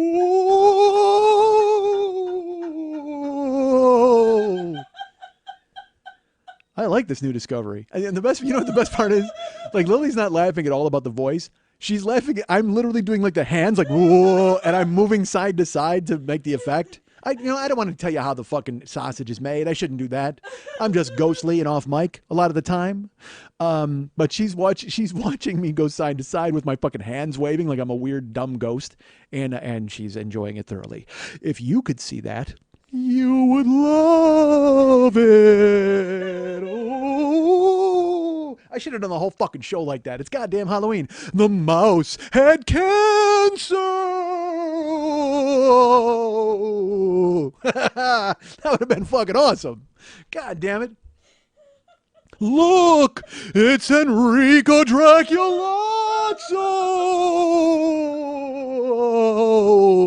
Draculini! That's making me laugh. God damn, I love doing that. I should have done it the whole fucking show. Damn it. The whole way out. Huh? Do it the whole way out. Wait a minute. Let me ask you something. Computers they do wonders these days. Certainly the Apples do. Let me ask you this. What? Can you somehow put an effect on the entire show to make it do that the entire time? There's not a ghostly flange. Oh, I would love it. There is, but it's not something in the sound system. Damn it. I would have loved it. The ghostly flange is right next to the funny bone. Oh, is it really? Is it connected? I hope it's connected. Bone, she said funny bone.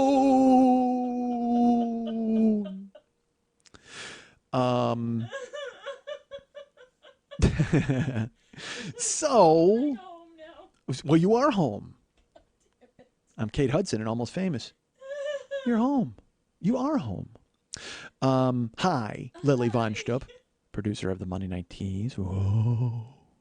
How was last week's tease? How was this week's? These are the tease the other day. It was spooktacular.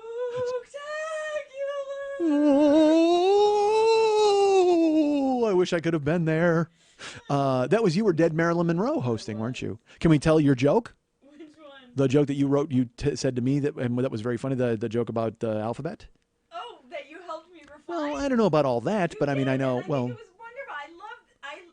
Honestly, I love when I have like part of the idea, but I can't figure it out, that I have you to call and you help to guide me to make things funnier. I almost feel like I'm actually like a comedy writer, because I'm like, hey, I'm working with somebody that's like really good at this, and they're helping me to hone my skills, and it makes me really happy. and then I disprove it by going, whoa, for like 25 minutes. Well, I want you to tell it in your voice. Can you tell it in the voice? What? You tell it in the voice. I can't. Oh, there's no way I can pull that voice off. Please do a Marilyn Monroe voice. I can't. I couldn't possibly. That's beautiful, dude. I don't think that's even Tell the close. joke. Tell the joke. Oh. She did. She was last night. You were dead Marilyn Monroe. That's who you hosted the show as at the Monday Night Tease. And if you go to the Facebook.com/Monday Night Tease page, you will see photos of Lily in her dead Marilyn Monroe costume and looking amazing, if I must say so myself. You can actually, there was a photo of her in line at the ATM in the dead Marilyn Monroe costume. Nobody said a word to her. Nobody. Because they had to walk past Spider-Man and Underdog to see dead Marilyn Monroe at the ATM, and everybody's like, yeah, of course. So you should just fit right in out there on fucking Hollywood Boulevard. So Lily had a joke, and she wanted to tell it as dead Marilyn Monroe, and she approached me with it, and I was like, well, what if you tried this? And so she did it. But here's the joke we came up with, the two of us.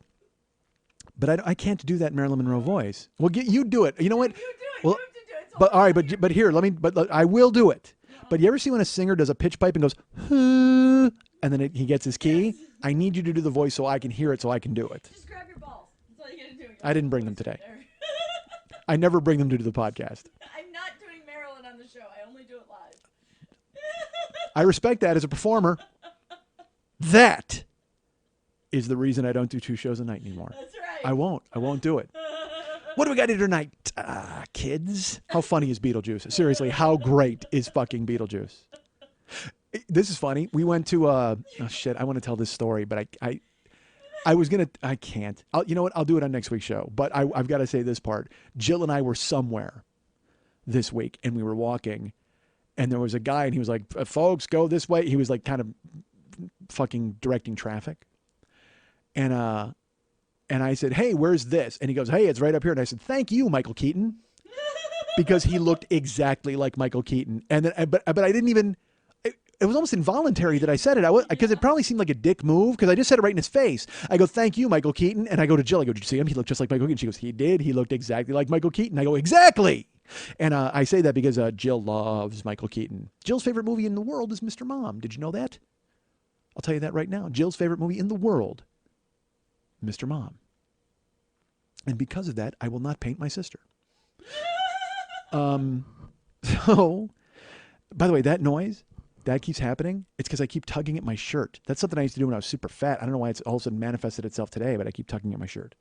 All right, so this joke that Lily did, and she, oh, fuck. All right, well then, I don't I'm not sure I can do Marilyn Monroe's voice. Is that even close? Perfect. No, it's awful. It's terrible. All right. Hello, everyone. Why am I doing that? Why am I Kermit the Frog? Kermit the Frog here. All right. This is my, all right. That's it's that breathy type of thing like this. Is that even close? No? Or was it better the other way? Was it better like this or better like this? Like this. So breathy. What are the 3 best tasting letters in the alphabet? RFK. But don't tell JFK. You'll blow his mind. Oh, too late. See? Because Marilyn had sex with RFK and JFK, and you thought I was going to say JFK, but we went with RFK, which was like a little U-turn, and then we got the he got shot in the head joke in at the end there. Look at that. 1 premise, 3 laughs. Happy Halloween, 40-year-old boy listeners. So, happy Halloween. Scary Marilyn's not as good. I can't, because I have no power in my voice to do Scary Marilyn. So, Lily hosted. God, it hurts to laugh. Well, I'm glad I can accommodate you. It hurts you to do anything, though. That's really not a compliment at this point. It hurts you to do basically anything. It hurts to breathe. So Lily hosted this week's tea. So Spooktacular, and who else? There was plenty of other people All sorts of awesome stuff. in costume and doing fun stuff. Yes. Because that was technically the Halloween show. Yes. Because Halloween is this, it's tomorrow, as a matter of fact, as you're hearing this. So you had to get, because you couldn't do it the following Monday, you had to get it this way. So good. Oh, that's awesome. Well, who is going to be here on, what is it, November 3rd? I guess it's November 3rd, right? Who's there? It's the Madonna show. Madonna in November? Mm-hmm.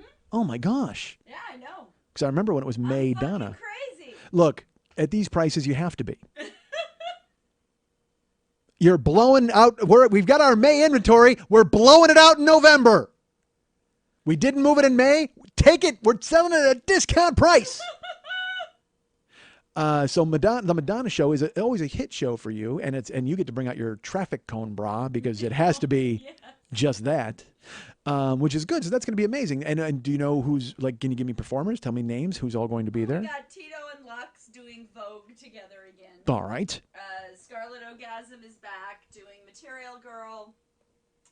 God, I don't know. There's a ton of them. Just come out. It's more Madonnas than you can poke a stick at. And Madonna would enjoy that, quite frankly. So, do you remember, I have to say this because, again, I said it in like year 2 and it was one of my favorite things. I was like, Madonna, oh my God, I've seen Madonna lately? Jesus Christ, she has no body fat. She's lost her weight. I said, like, fucking Madonna must be like sticking your dick in a soda can. Wow. By year 2, folks, I used to be funny. All angles and sharp, like, edges. So, the Monday Night Tease is available. If you go to facebook.com/Monday Night Tease, become a friend, see the photos, do all that neat stuff. And if you go to brownpapertickets.com, you will see all of the tickets on sale for the Monday Night Teases. Search Monday Night Tease, search Lily Von Stupp, buy tickets for the shows in November, December. We got a lot of great stuff coming up. Meat Fest is in the beginning of December.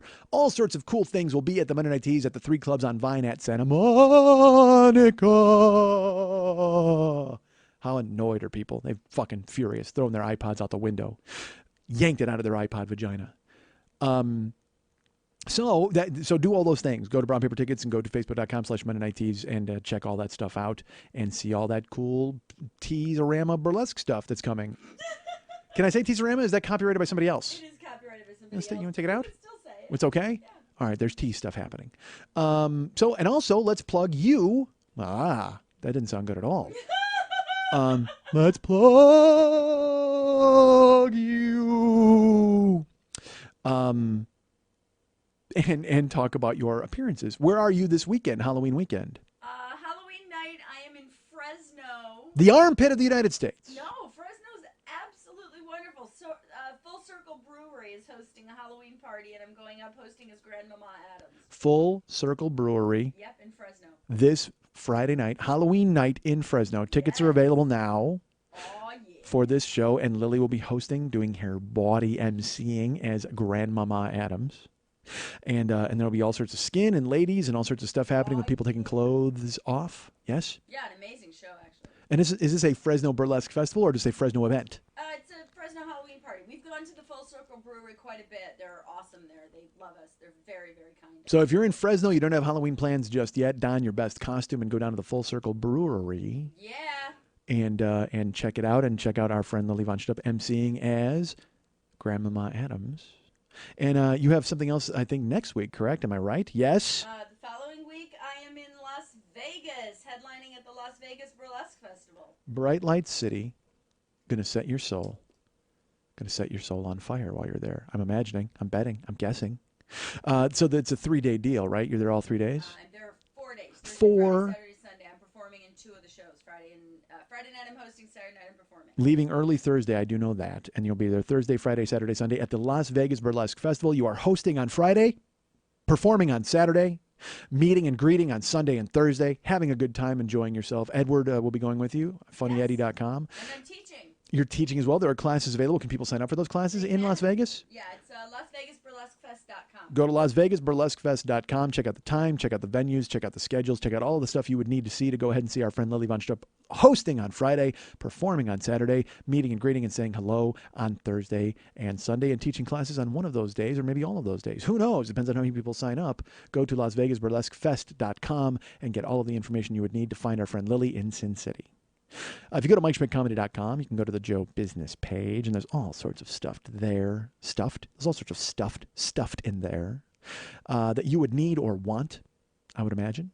There's shirts available. TweakedAudio.com, good friends of ours. There are downloads for The Life of Schmitty, which won't be up very long, much longer. Hint, hint. And then also, I think Schmitty Comes Alive is also there, which I gave away for free. But if you want to go ahead and grab it without my phone wraparound nonsense, go ahead and do that. Then you have a clean recording of a live show that was great. And then, of course, you can donate to the show in the upper left-hand corner of all of the pages and donate. There's monthly donations, $5 a month, $2 a month, $10 a month, $25 a month. Thank you for those donations when you do sign up for those. We appreciate it. And also that we sell downloads. We sell year 1, year 2, year 3, year 4, year 5, year 6, and year 7 of this show. They're available individually, or they're available as part of the Reservoir Schmidt Dogs box set. Actually, this is year 7, so we're not selling that just yet, but we will be. Hey, if you want to pre-buy year 7, send me the dough. That's fine. I'll be happy to hold it for you. And after hearing today's show, why wouldn't you want to buy year 7? We're halfway through, folks. You're like, Jesus Christ. If the last half of this year is any good as good as the fucking midway point, then we are looking good. We are looking solid. I will prepay for that immediately. Also, artwork is available. Artwork done for the show by our friend David. Anything you want to order, you can contact me, and I'll contact David, and then he'll contact Lily, and she'll contact me, and then they'll send it to me, and I'll sign it, and someone will sign it, and we'll send it to you, and you'll get it in about a year. But it's still available. It's out there. So go ahead if you want artwork, let me know, and we'll try to figure it out and hustle it to you. Yes, Jamie. Yes, Catherine. I know you would disagree with that, but still, we will do what we can. I promise.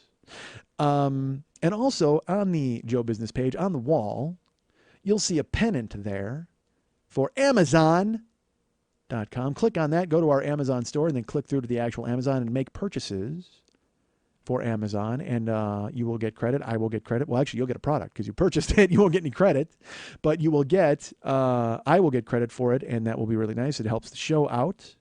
And I will tell you, as I said, if you want to write me and let me know what you purchased, then that's pretty cool. And I will say your name and what you purchased on the air. If you want that sort of thing. I don't know if you do. If you don't, you don't. But I can tell you right now, someone who did was our friend Liana Dixon. And Liana wrote me, and she wrote, hey, I don't even know if you're still doing this, but I've attached a screenshot of a purchase through your Amazon link. I saved your link as my Amazon bookmark, so everything I buy in there is credited to your account. This is just my latest.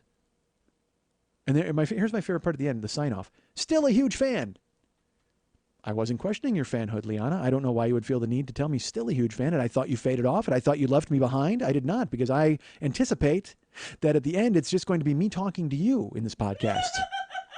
You have been there through thick and through thin. You have seen me live at least 3 times. I don't think you're going anywhere, sister. I think you are in for the long haul. And one of the things she bought was a Water and Feed Drinkwell original fountain for pets, 5 inches and 50 ounces. She bought a Pet-Safe Drinkwell replacement filter and some Drinkwell Reservoir 50 ounces for multi-cat households. But here's the weird thing about Liana. I happen to know she does not have a cat, just enjoys drinking out of the pet thing. That's incorrect. She actually has a Komodo dragon.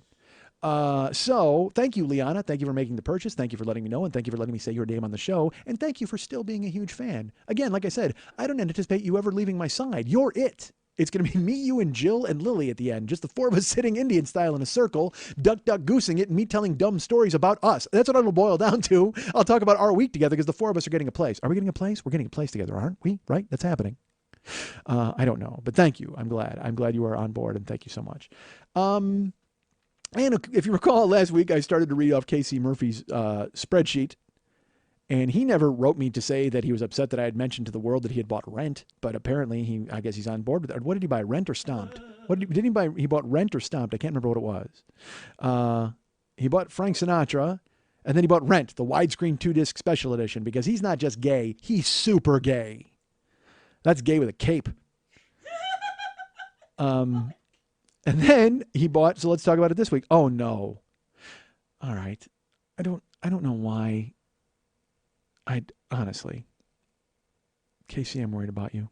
I'm very worried about you. The widescreen 2-disc special edition of Rent is one thing.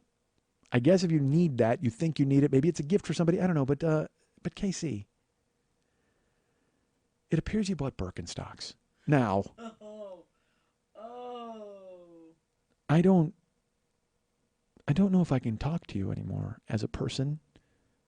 I don't know if you understand me anymore either. You're just off. And again, you're probably not even listening to this show. You're just, right now, you're off selling grilled cheese and microdots at a rat dog show. I mean, I have no idea if that's what you've done with your life, but Jesus Christ, did you really, really buy Birkenstocks?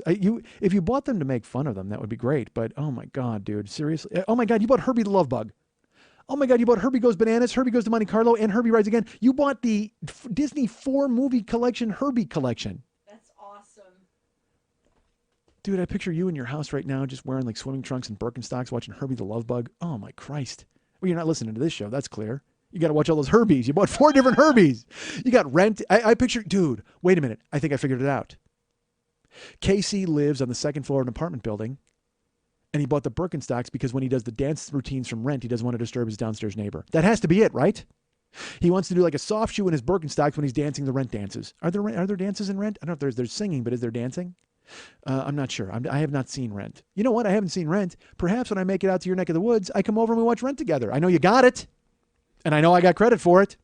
I got to be honest, that's money. That you know what? That's filthy money. That's dirty money. That's blood money. If I got Rent money, because technically I guess I got Rent money, really, when you look at it, but that's blood money. Because I don't care for Rent, and to profit off of them, that just seems Birkenstocks is really blood money. Oh God, you weird hippie! Why are you doing that, Casey?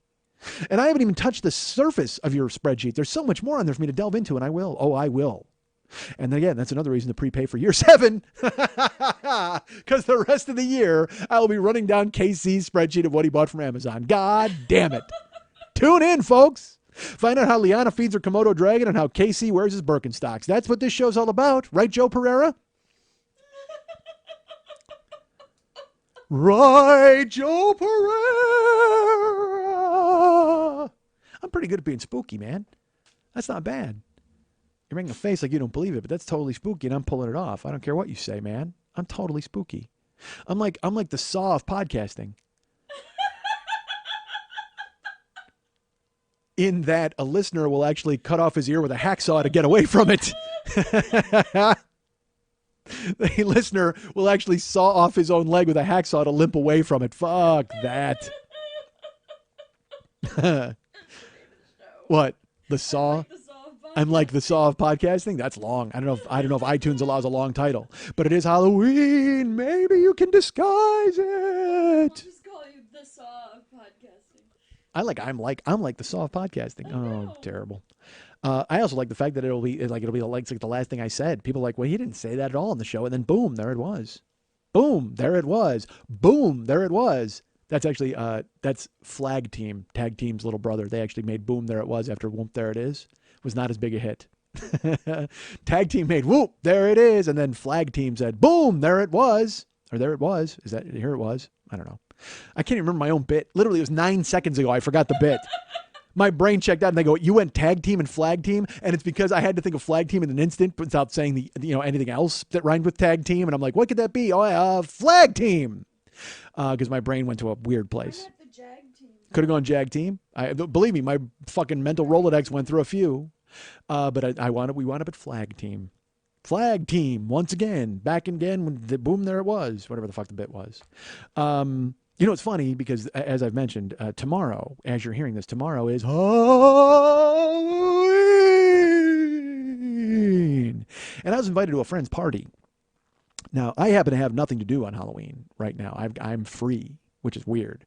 For some reason, Travis Barbecue, because of a recent coup, things have changed. I won't go into it. Someday I will, but I can't right now.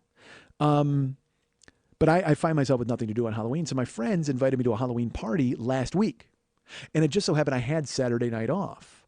So I was like, dudes, I'm totally going. Because I never get to do anything. You know, I usually wind up, you know, I'm working a ton of hours because I'm traveling or I'm working. That's how I like to do it. Because I want to go see Jill for like a week. And then I come here and I work as many hours as I can until she comes like a week later, which is the best. But in doing so, I wind up kind of just, I work and I go home, which is fine. I don't mind that, again, because it's its own reward. You know what I mean? The ends justify the means. So, goddamn, I couldn't even fucking say anything there. I'm just like, what am I thinking here? Flag team, once again. That's what I got in my head. All right, so I said I would go to the party, and I'm not, this is not even a joke. It was an Evite, which I don't know how anybody still uses that, but they Evited me. So I went and I signed in, and I said, thinking of bringing apples and a wash tub. What, Granny Smith or Golden Delicious? What's your choice? That's me being funny on Evite. Nobody answers. They all ignore me. And literally an hour later, sorry, party's canceled. Someone's sick. And I wondered if my wash tub apple joke ended it. Because I never say, the party got canceled because one of the hosts got sick. And I was like, they're still going to be sick 4 days from now? well, no. The party was last week. It was last Saturday. That's why I was able to do it, because I just happened to be off. And I was like, oh, that's crazy. So, but it was literally, I'm not kidding. I made the apple joke, and it had to be like 14 minutes. And like, sorry, canceled, illness. And I don't know if I infected them somehow with a bad apple wash tub joke. I just wanted to type wash tub, honestly. I just like the visual of typing wash tub. I was, thinking of bringing apples for bobbing with a wash tub. I just wanted to type wash tub. Would you actually bob for apples in that cesspool of spit? Depends on who else is at the party. Okay. No, I would not. It's funny. Jill and I are fucking horrified every time we go somewhere and there's a water fountain. We were in Central Park in New York, and I'll tell that story eventually, but we were walking to Central Park and she calls it a bubbler because she's from, fucking Pleasantville. So she's just like, bubbler. And I'll look and I'm just like, oh my God. I can't even imagine. Literally, that's a hobo's bidet. Literally, that's it. All a fucking drinking fountain is at this point is a hobo's bidet. We have to come up with hobobidet.com, right? I'm so proud of that in the moment that I just came up with that. That's a hobo's bidet of a fucking bubbler. That's all it is. And every time we see them all over the place. I never noticed them. I stopped noticing them in my life. But anytime we see them, Jill is just, she sees them and she freaks out. Not freaks out, but she just goes, bubbler. Oh my God. Who would use that? Who would ever use that? We were in New York. Get on the subway and we go up the escalator and I grab the handrail. She takes my hand off the handrail. She goes, you're going to wash your hand as soon as we get out of here. And I'm like, really? And yes, it's filthy. There's filth everywhere. And I get that. What else did she not like? She doesn't like the bubbler and she didn't like the subway. Oh, dude. Payphones. Whenever we see a payphone, I always go, wait, I got to make a call. And I lean over and she's like, no, she like just screams. She almost tackles me to the ground because she's like, who uses them? I can't believe it. It's so disgusting. It's just this germ factory. And what's funny is, for years, I never even hesitated to use a payphone if I needed to, because I was just like, yeah, but really, it is awful. I mean, it is just a petri dish that you can call your mom on. I mean, it's just fucking terrible. I never even thought about it until we just got the capacity to not use them. And now I'm like, yeah, I guess I don't really need to use them anymore. But holy God, what a mess. It's just so terrible. So they canceled that party because, again, my friend, she wound up drinking out of a bubbler and using a payphone and got sick immediately. And then they wrote me again and they said, hey, the Halloween party's back on. It's on Halloween night. And I'm off. I have nothing to do on Halloween. So I was like, that's pretty cool. Because what they do is they show old time film strips. He has a projector and they show it on a big screen and you can kind of MST3K it. And it's really fun. And there's food and it's all comedians. So they're very funny. It's just a really fun time. So I was really looking forward to doing it on the 25th. But then on Halloween, I'm like, I'm in totally. So I replied again. I'm like, yes, I'm definitely in. And then I get another Evite the next day and it says, oh, sorry, I had to update it. And I'm like, oh no. So I went to it and it turned out they got a ton of no's because all the people they invited have kids and they all have to trick or treat or whatever on fucking Halloween. So they're like, yeah, I can't do it. So they changed it to Saturday, November 1st. Now, it just so happens, again, with the fucking Holocaust at work, they've cut all my hours, so I'm off Saturday the 1st as well. So I'm like, I'm in, wash tub, packed up, and I'm ready to head over. It's going to be fantastic. And then I get another Evite from them, like a fourth is the fourth Evite. Or no, the first one, the cancellation, the Halloween one, and then the move to the first. So there's the fifth one I get. A fifth Evite from them, and it says, sorry, in case we didn't make it clear, this is a costume party. You finally found a way to make me not come to your party. I really think that's all they were doing. Like they sent out the first one and I'm like, I'm in, I'm bringing apples in a wash tub. Someone's sick, we can't do it. Oh, what a drag, but we're doing it on Halloween. Hey, I'm in again. We're going to have to move it to the first. Well, no, I'm totally coming. That's going to be great. Yeah, it's a costume party. Fuck, I'm out. And they're like, yay, just high-fiving everybody. Finally, Mike Schmidt is not coming. You know what would have been easier? Take me off the Evite list. Honestly, you don't need to keep sending it to me to rub it in. I'll stop replying if you stop fucking sending it to me, but you don't need to keep changing it so I don't attend. But you did. You finally found my Achilles heel. You finally found my weak spot. I am absolutely not putting on a mustache to come over and eat fucking cheese dip. It's not happening. I can't do it. I love your company. I love your movies on a goddamn screen, but seriously, I do not need to don a crazy wig to come over and have a handful of fucking chips. If you wanted to keep me away, just stop inviting me. Stop sending me the Evite, but 5 of them seems a bit much, but I guarantee that's what they did. They're like, yay, the first one. Yay, I'm in. Somebody's sick. Oh, what a drag. Wait, there's another one. Yay, I'm in. Oh, it's Halloween. We'll move it to the first. I'm back on the first. Oh, we can't. It's costume party. I'm out. And they're just like, yay. Literally, they took me off the list and sent out an Evite to the rest of the people on the Evite list. There never was a party. We're canceling it. It's fucking over. It's still on the 25th. Whatever the fuck.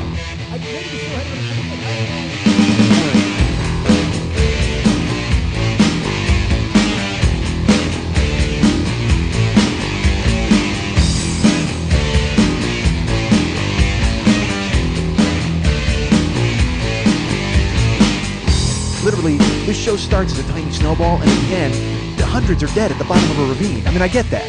Believe me, if there's any show in the history of the world that does not need to be transcribed for posterity, it's this one. I like when nobody can see the seams. I like when I'm able to kind of just, fly with the bees wherever. When I have to actually stop the bees and ask for directions, that's not fun. I just like unleashing the bees, but when the bees have to stop in mid-flight and we all have to kind of look at each other and bust out a fucking map, that's not fun at all. I want to saddle up these bees and ride, goddammit!